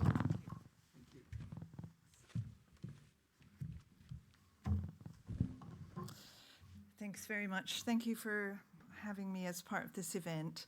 Some previous speakers have mentioned dystopia, and I'm going to spend a bit of time thinking about dystopia and the ways in which we imagine the cities that we live in right now as utopias and dystopias might actually help us build the future city. For me personally, one of my visions of a utopia would be to live lawfully in a city such as Melbourne. And so I personally hope for a treaty to acknowledge the sovereignty of unceded land, because that will convert my experience of the city into one that's a lawful one. Other utopias might be for a city that everyone has access to its resources, where the right to the city is not limited to some and unavailable to others. A utopia that creates opportunities and forges connections between people. But it's almost easier to imagine a slide towards a dystopian future city. Let's see if I can make this.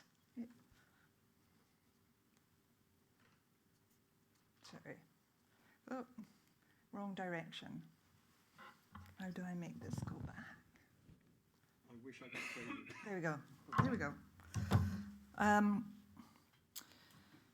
It's easier to imagine a slide towards a future dystopian city where rich and poor are separated from each other. The wealthy live in tall glass apartment buildings. They hire people to bring them food. They live in gated communities. They drive reinforced vehicles such as SUVs. But wait, that's not actually the future city. That's Melbourne. That's the city we live in right now. When our present cities resemble the dystopian nightmares of Blade Runner 2049, it's because we're focusing on inhospitable neighbourhoods, the risk of violence, everyone a stranger to each other, alienation. If anyone hasn't seen the Conservative Party created advert in the mayoral campaign in London at the moment, I urge you to watch a little piece of disinformation encapsulated in grainy black and white, which just came out the other day. Excluded from the amenities and opportunities of our cities are many groups and individuals, people with disabilities, children, unhoused individuals, the poor, the elderly. For someone with autism, cities present an environment filled with triggers, a hyper-stimulating field of overly loud, overly lit screens and spaces. For people with disabilities such as vision loss, strategies to make the city legible to them are so half-hearted they are barely present. Braille notation outside buildings, for example, is thwarted by a scooter or a bike leaning in front of it. Cyclists following a bike path suddenly find themselves surrounded by fast-moving cars with no protective space around them as the bike lane vanishes from the road. Sometimes these failures result in people avoiding the city. Others do inhabit urban space, but the best that they hope for is to be ignored. If you're an unhoused person within the centre of the city, much of your energy goes on not attracting attention, sitting small on the footpath, avoiding eye contact. And the situation is exacerbated by an inertia of will to do better. It has taken decades for city authorities to acknowledge the presence of the poor or the unhoused as something other than a problem to be managed. In the 1990s, the then mayor of New York City, Rudy Giuliani, created what he called quality of life offences, with powers for the police to move on sex workers, litterers, the poor, and the unhoused.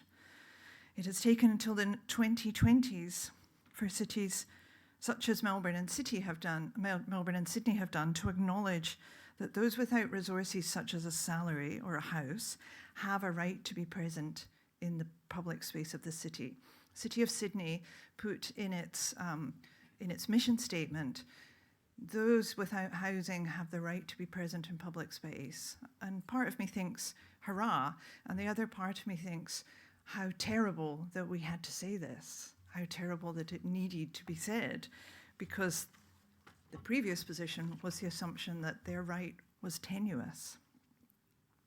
We fear that the city of the future will be a megacity, unable to deal with crises of climate, strain on resources, pandemics, and inequality. But let's think about utopias again.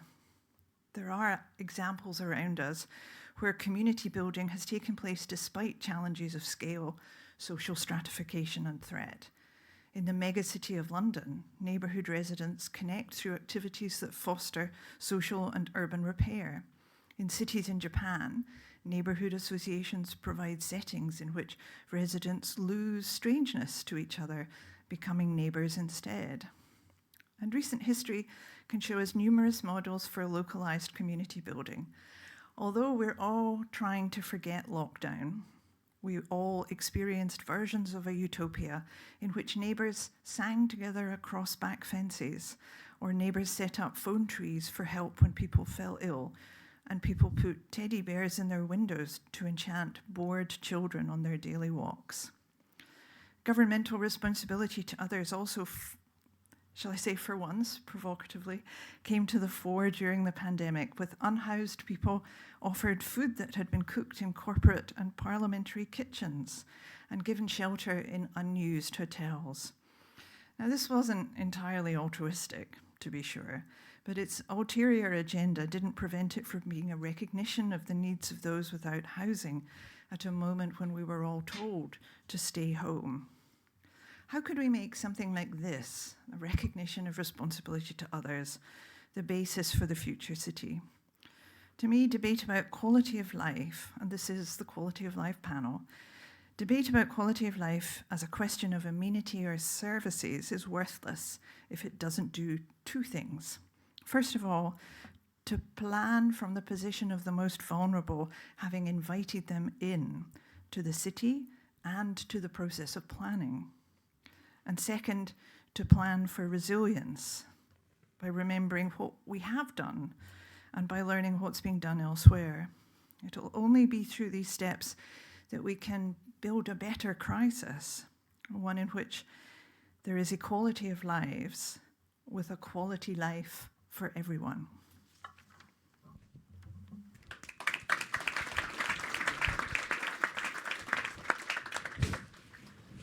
Thank you very much, Alison. Mark, go ahead. Terrific points, Alison. I guess I was just thinking about, really only today, what I was going to say, but I was reflecting as an epidemiologist on the pandemic, and recently just read a piece that was published by the CSIRO that identified really the 4 pillars of success in responding to a pandemic. And when I read those, and I'm familiar with them, but I thought, my God, this could be the 4 pillars for future cities as well. And the first of those pillars was one that talks about a concept of One Health. And if you're not in the medical field or public health, you may not be familiar with it. But basically, it's about integrating optimal health for people, for animals, and the ecosystem. And so clearly the parallels there for future city and sustainability and our environment is pretty obvious. The next point that they said were key to managing pandemics in the future were ones of health equity. And again, we've heard a lot about that tonight, and I think it's piecemeal. I think when it comes to future cities, I don't think we do justice in terms of health equity. We were abysmal in managing equity in the pandemic, here in Melbourne particularly, but elsewhere in Australia and globally. And so there's another challenge we have for future cities. And I think if we pick up on Alison's last point there, that if we focus on that as a key to driving our future cities, we have got optimal health, I think, and quality of life. The third point is one that I spend a lot of time working on, and that is, and I found it interesting that it came out of the health context, but they talk about sustainable systems.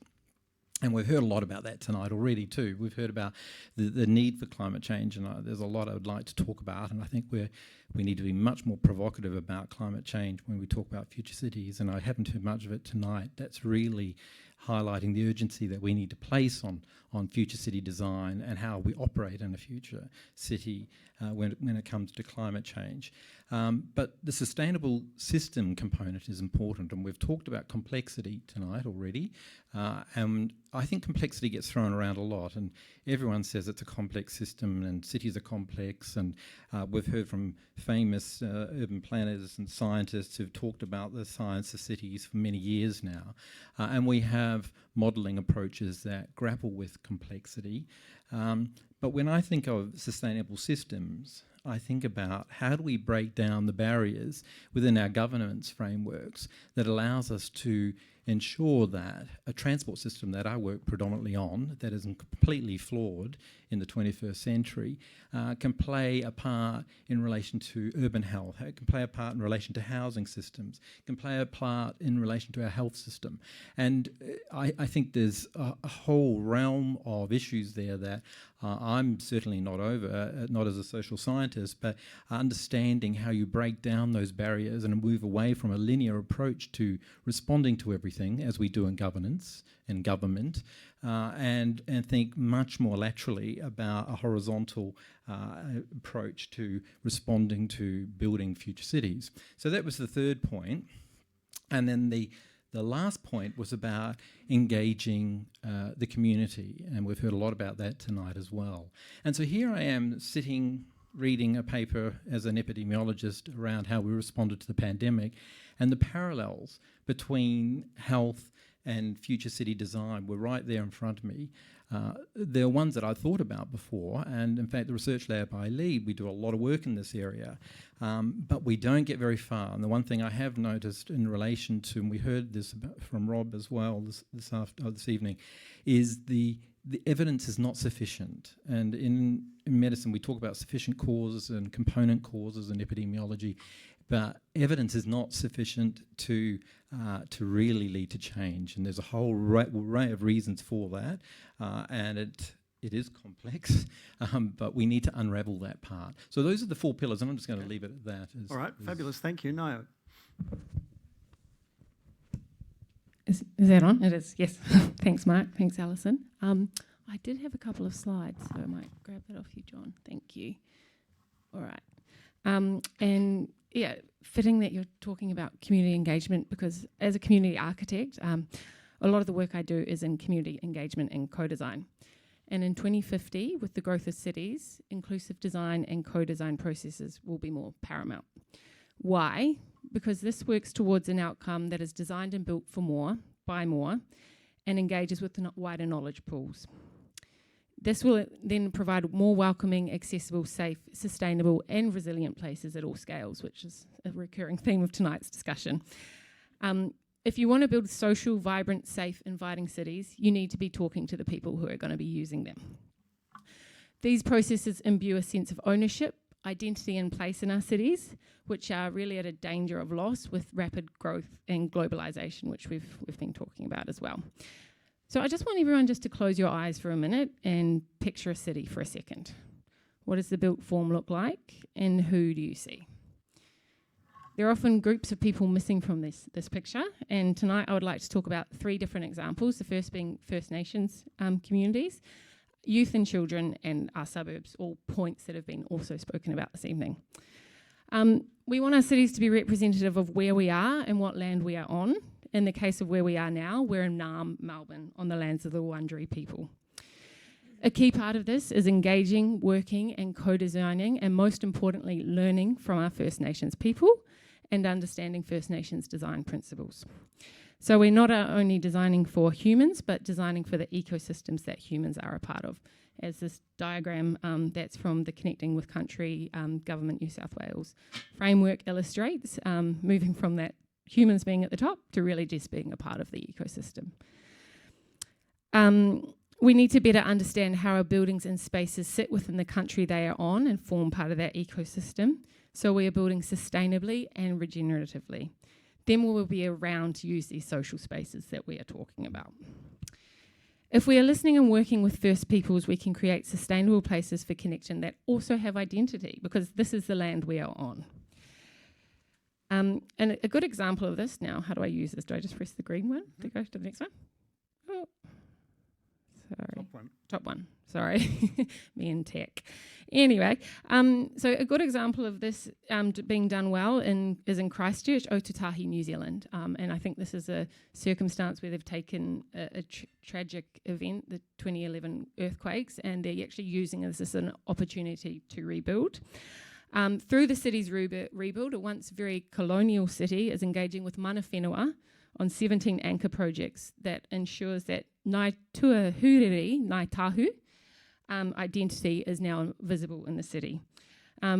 This is one of the 17 projects, and I think it's a beautiful image behind me by artist Lonnie Hutchinson. And it's a kakapo cloak enveloping a facade in the Justice and Emergency Precinct. But there's also other examples of public spaces, of all buildings, civic buildings, that now have that layer of Ngāi Tahu and Ngāi Tahu Tuahuriri, imbued into the architecture.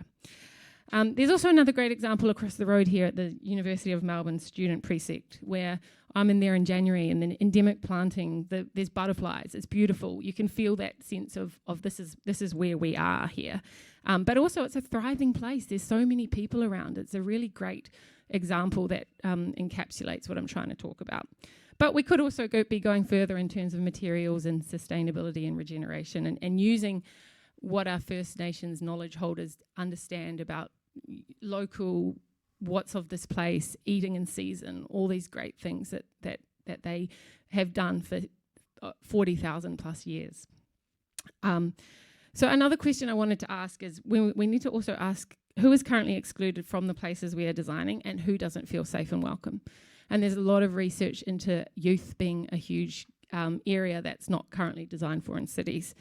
And it's very obvious in a lot of the work that I do in rural Victoria, youth are often not designed for, and often the response is to put an escape park. Well, that's not always the answer. We need to be talking to our youth and understanding what they really want. There's a lot of research at the moment going into teenage girls and how these spaces aren't designed for them. So let's go and talk to them. Let's understand what they want. More passive social spaces for talking in circles. There's a really cool example in Boston of swing time, and it's an older example, but it's an interactive playscape, 20 illuminated large swings where people just gather and enjoy these places in the city. 1 minute. Okay, I'll quickly wrap up. Arup, great research into the cities for children, and I think it was at a point mentioned earlier, the 8 to 80. It becomes welcoming, safe, easy to move around, and their research outlines the example of Rotterdam, where a full assessment of places from a child's perspective have taken place. And this has changed how infrastructure is being used. Schoolyards are now being open to whole communities with food offerings. And on that, I'll just want to make one final comment, adaptive reuse. We need to be looking at how we're doing that in our suburbs. So we've just recently completed an adaptive reuse of the Morris Moore cigarette factory in Moorabbin. So looking at how we change the way our spaces are used and combining everything in the 15-minute city example with community, commercial, and also programming, another important aspect that we need to be talking about. And I will pass on because I need to wrap up. Sorry, Jill, pass to you. Jill, you've got a microphone there. Go right ahead. Thank you. I have that. Thank you. Okay, I've got 3 threads of thought on quality of life, which is our current discussion, and I do apologise in advance if they're not very well connected, but I think they are connected to quite a lot of the commentary that we've heard from others. First, let's talk about home. We have had a crisis in housing before this. I guess I would start with my own story, which, back in the 1960s, when post-war suburbia emerged to house a growing community eager to move on from the distress of their recent history. My middle ring suburb was a showcase for a positive future and a modern lifestyle, and it was all based on a modest model of home that celebrated the nuclear family, and also, as we've heard somebody else mention tonight, great enthusiasm for the car. And home was a really well-serviced neighbourhood, and it was separate to the concept of city. But we again now need more homes for more people. But now we also know that continuing to expand metropolitan Melbourne's footprint is simply untenable. So our established systems, our public transport, our bike and walking networks, our open space, our existing community services, schools and neighbourhood facilities simply need to be working harder. When we talk about quality of life, maybe we are fundamentally talking about each one of us loving the place that we call home. We want to find what we need in the place where we live. A contemporary reality check also reminds us that we need different models of home for different types of households. And we all need to be generous enough to welcome more people into our well-loved, established neighbourhoods. Now let's talk about landscape. If we have more people, we need to ensure we have a proportionate amount of open space and landscape. Long before COVID, post-war global architectural theory taught us how design contributes to our health. We know that sunlight, air, access to landscape and outlook are linked to well-being. These design principles have re-emerged as critical in our post-pandemic environment. Pocket parks and roof gardens are absolutely no substitute for linear environmental and ecological corridors with deep planted canopy trees. Great landscape is a key part of a denser model of housing. Finally, let's talk about culture, activity and engagement. The quality of life in any city has much to do with its capacity to be a backdrop to a culture of occupation. Urban designers consider what a place needs to look like, what it needs to feel like to enhance engagement, whether it's creative endeavour, invention, physical or mental health, or whether it's just fun. In the 80s and 90s, as an interested and engaged young architect, I was part of the Melbourne that was described by Rob Adams as we discovered and embraced what we might call the concept of amenity. The city discovered the edge of its river as South Bank was invented. The value, you've heard about it, of a resident population enabled by occupying empty city buildings. We elevated the status of the pedestrian, we widened footpaths, we planted street trees, we built bike lanes, and we changed the rules to allow for eating and drinking in the street in the 90s. Fancy that. Our personal activity and engagement within a city shifts with our own life stages. When I was a broke university student, I'd scout the newspaper, I'd look at what's on, and I'd build up a very busy week of free activities. And I benefited very significantly from what I can only call the philanthropy of others. I could visit, like not everyone wants to go to the NGV, but I could go there for free. Or I could sit in the State Library and read magazines and books that I simply couldn't afford. Our incredible parks, our gardens and our natural landscapes were my escape, and I didn't have to mow them. When I had young children, I found economic, engaging activities because I lived in a place where these were on offer. So I probably feel quite privileged to have been part of the many urban transformations that have taken place over many decades in Melbourne. There is so much value in intelligent, thoughtful change that celebrates public amenity. There are now new pressures in Melbourne, but I'm actually really confident that we can transform again. However, I do want to add that good change doesn't just happen. It needs design, and it takes time. Thanks, Jill, and we'll get to questions in a moment. You didn't talk about NIMBYs. What do you do about NIMBYs, the not in my backyard people who resist change because they want to hold on to what they've got? I think we've spent a bit of time talking about trying to change the headspace of our population. I think we have a huge exercise to make us care a bit more, I think, about those that maybe are less lucky than we are, and they don't have what we have. So the previous panel talked about communication. They talked about education, those sorts of things. I don't know how we change that. We all need to be a little bit nicer. Utopian. Back to where we were. Alison, we've talked about communities being built and being planned, but complacency is the enemy of change, is it not? Many things are the enemy of change, I think. Complacency is certainly one. I think Mark mentioned the need for urgency. I think instilling urgency in public debate can dilute some of the complacency, perhaps. I think that I saw an interesting article some time ago where it talked about how climate change is no longer a term that makes people feel worried. But climate emergency, that might do a little more. Climate disaster, language like that can recreate urgency.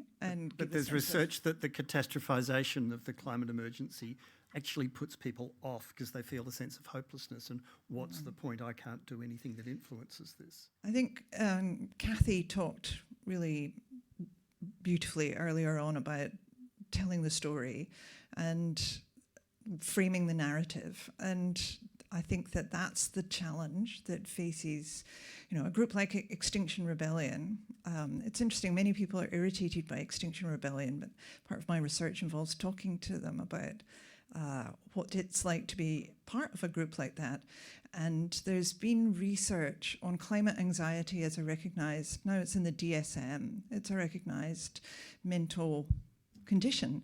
And it's also recognised that activism is a way of managing that anxiety. And so perhaps to give people the idea that activism's not crazy, it's not like being part of the loony fringe, like marching around the city and saying that you're worried about something.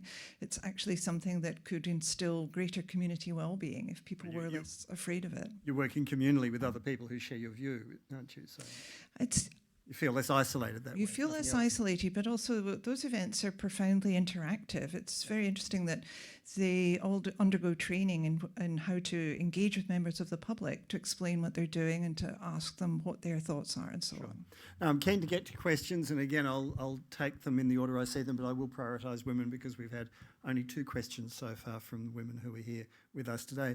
Nayo, I picked up your New Zealand accent very early on, even in the green room before we came in here.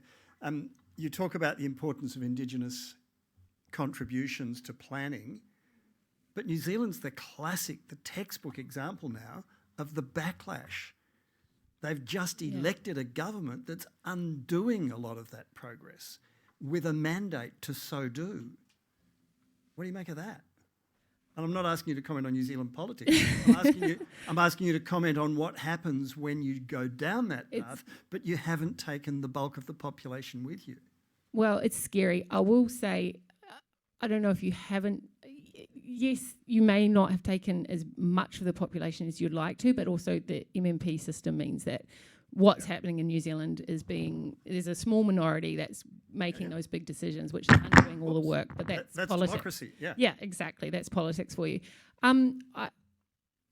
It's sad, and I just hope that the fact that New Zealand has a treaty in place, Te Tiriti o Waitangi, that we use that as a document that informs all our decisions, and moving forward we don't go too far backwards, but there's been things happen that that I think it's unfortunate, but hopefully in the next political cycle they're out again.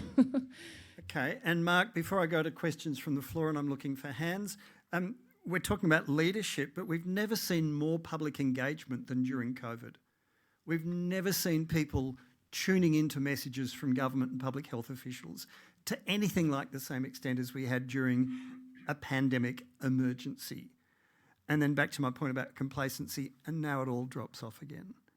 So how do you reconnect with people when there isn't an emergency? Yeah, look, that's a good point. And the reference I was talking about with CSIRO was Brett Sutton's paper I was reading. When it was circulated to a group of us to read, my comment back to them was, one thing he's missing here is the innovation that took place during the pandemic. And what was exciting was we were engaged. Many won't know this, but our research lab did the modelling, and probably shouldn't mention that, did the modelling that actually determined when we open up and when we closed again. And we were a group of researchers in a Faculty of Architecture, Building and Planning. Sure, I was an epidemiologist, but we were actually applying a whole bunch of new systems and complex systems modelling that hadn't been applied to the infectious disease area. So that was just an illustration of innovation. And the leaders took that on board. And they, in hindsight, you think, God, that was amazing they did that. Here we are. Yes, we're backed by the university, but we weren't the leading infectious disease epidemiologists. We were a bunch of public health people who were doing it, and they took that on and they said it's the most robust research, and they used it. That was leadership, that was innovation, and those pieces have been lost.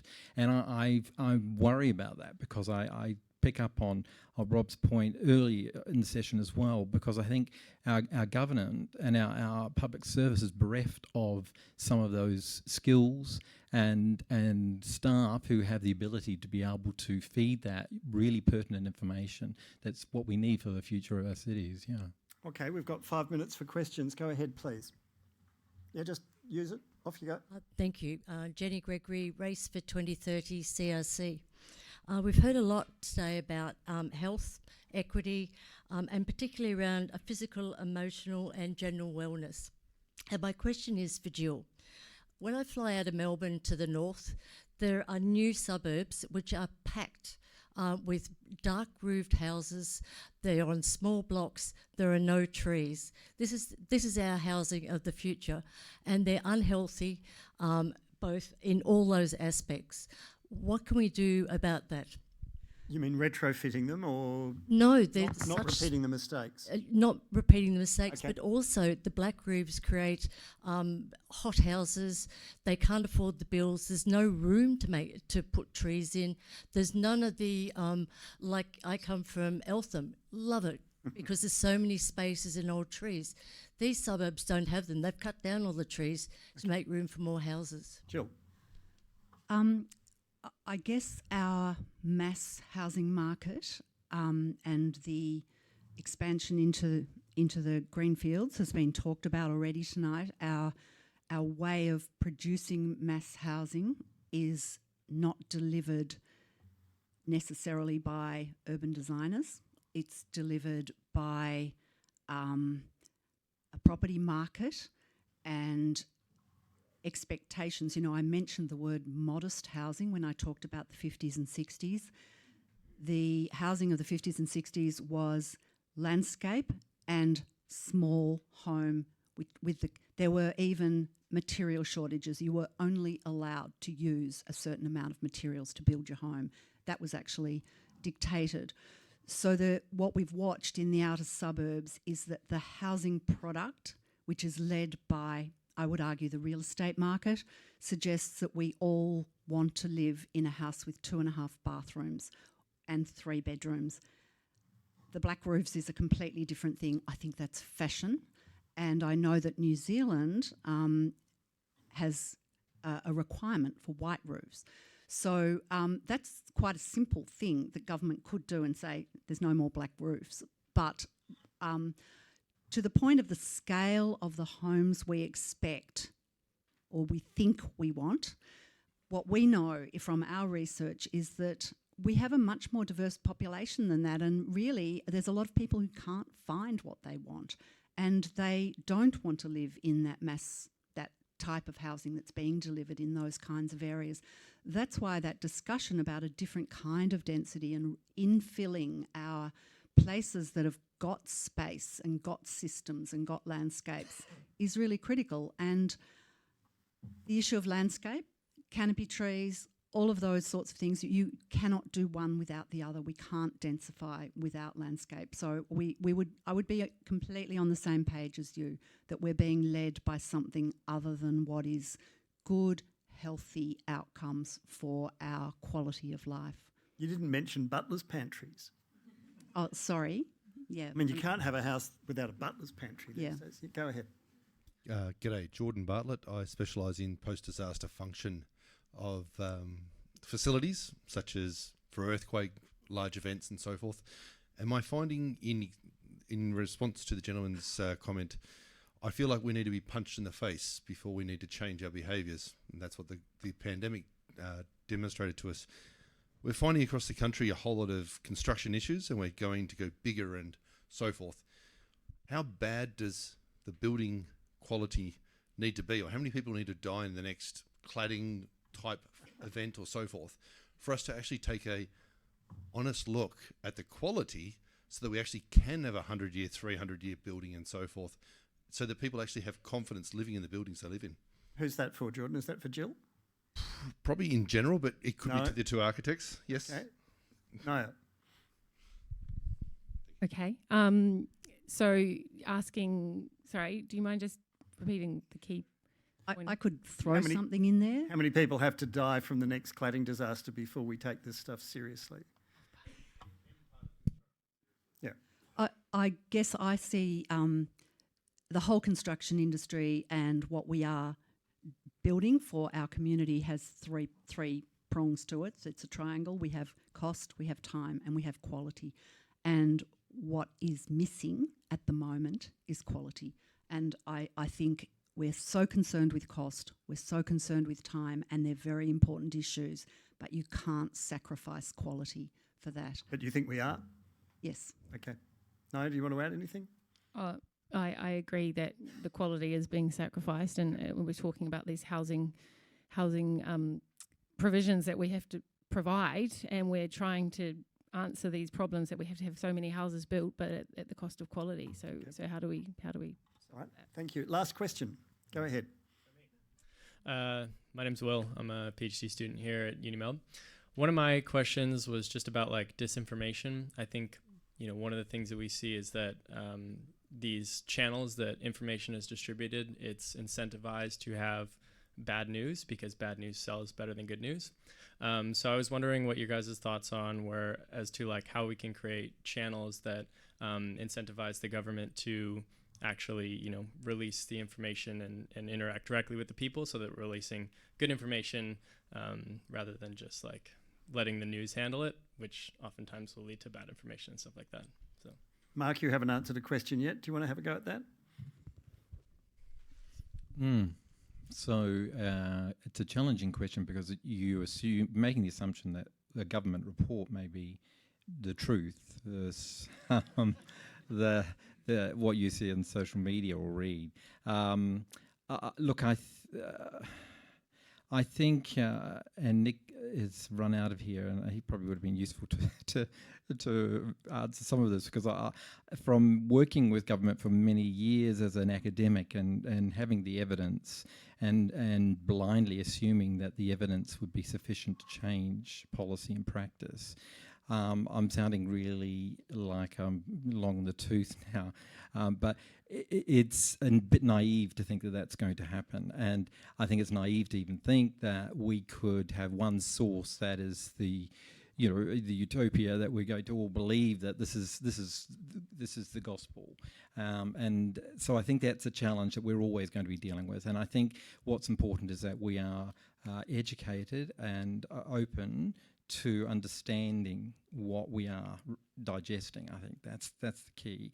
How we best disseminate that, look, I have no answers to, but it's a challenge, and it's a challenge in this socially, digitally aware environment and population. It's very easy to influence people with what appears to be good evidence. So it's a challenge. It really is. But a challenge that we're up for, and that's why we're all here. Could you thank our final panel of Alison, Mark, Naya and Jill? Thank you. And that last question and Mark's answer, it's about nuance. It's about complexity. It's about the contest of ideas. It's about raising difficult ideas, interrogating them in a cross-disciplinary fashion, which so rarely happens, and drawing on the expertise of people who actually know stuff, and universities are full of them, which is why I think we should also thank Ed for drawing on the cross-disciplinary skills of this university in particular, but with people from the private sector and from government at different tiers to put on events like this. I remind you, progress is neither linear nor inevitable. It doesn't just happen. It doesn't just roll along automatically. Sometimes it jerks around, it goes forward, it goes backwards. And it happens because people make it happen, and you make it happen by engaging. What you've done this afternoon and this evening, by taking an interest, by caring, and coming along and engaging in the contest of ideas, which is exactly what a university should be doing. So Mark, congratulations to you and your team, Ed, to you and your team, the Melbourne Connect team. Thank you all very much for coming, and thank you again to our panel members. I hope you've had a wonderful evening, and good night.